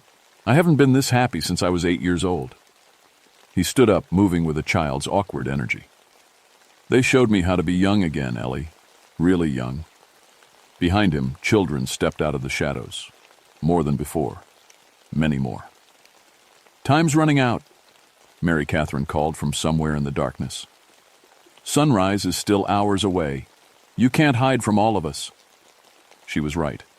There were too many of them, and they knew every inch of this place. But something she'd said earlier was nagging at me, about time being different when you're playing games. "Mary Catherine," I called out, "how long have you really been here?" Her voice came from right behind me. "Since the mountain fell." I spun around, but she wasn't there. "That was 91 years ago," I said to the empty air. "You've been playing for 91 years. "Time is different here," her voice echoed from the walls. "We play, and the mountain keeps us safe." But I was starting to understand. The children weren't just trapped here, they were holding themselves here. The games, the eternal play, the refusal to grow up or move on. They were afraid of something worse than being lost. "What are you afraid of?" I asked. The footsteps stopped. The whole mountain seemed to go quiet. "We're not afraid." Mary Catherine's voice was smaller now, more uncertain. "We're playing. For 91 years? The same games? Don't you ever want something different?" "Different is scary," said the boy with suspenders, his voice coming from a tunnel to my left. "Different means growing up. Growing up, Mia, once we're going away." Now I understood. These children had died in terror and trauma, and they'd created this place as a refuge. But refuge had become a prison, and games had become compulsion. "Mary Catherine, what if I taught you the most important game of all?" "What game?" Her voice was curious now, closer. "The growing up game. The game where you learn that it's okay to stop playing sometimes." The temperature in the tunnel rose slightly.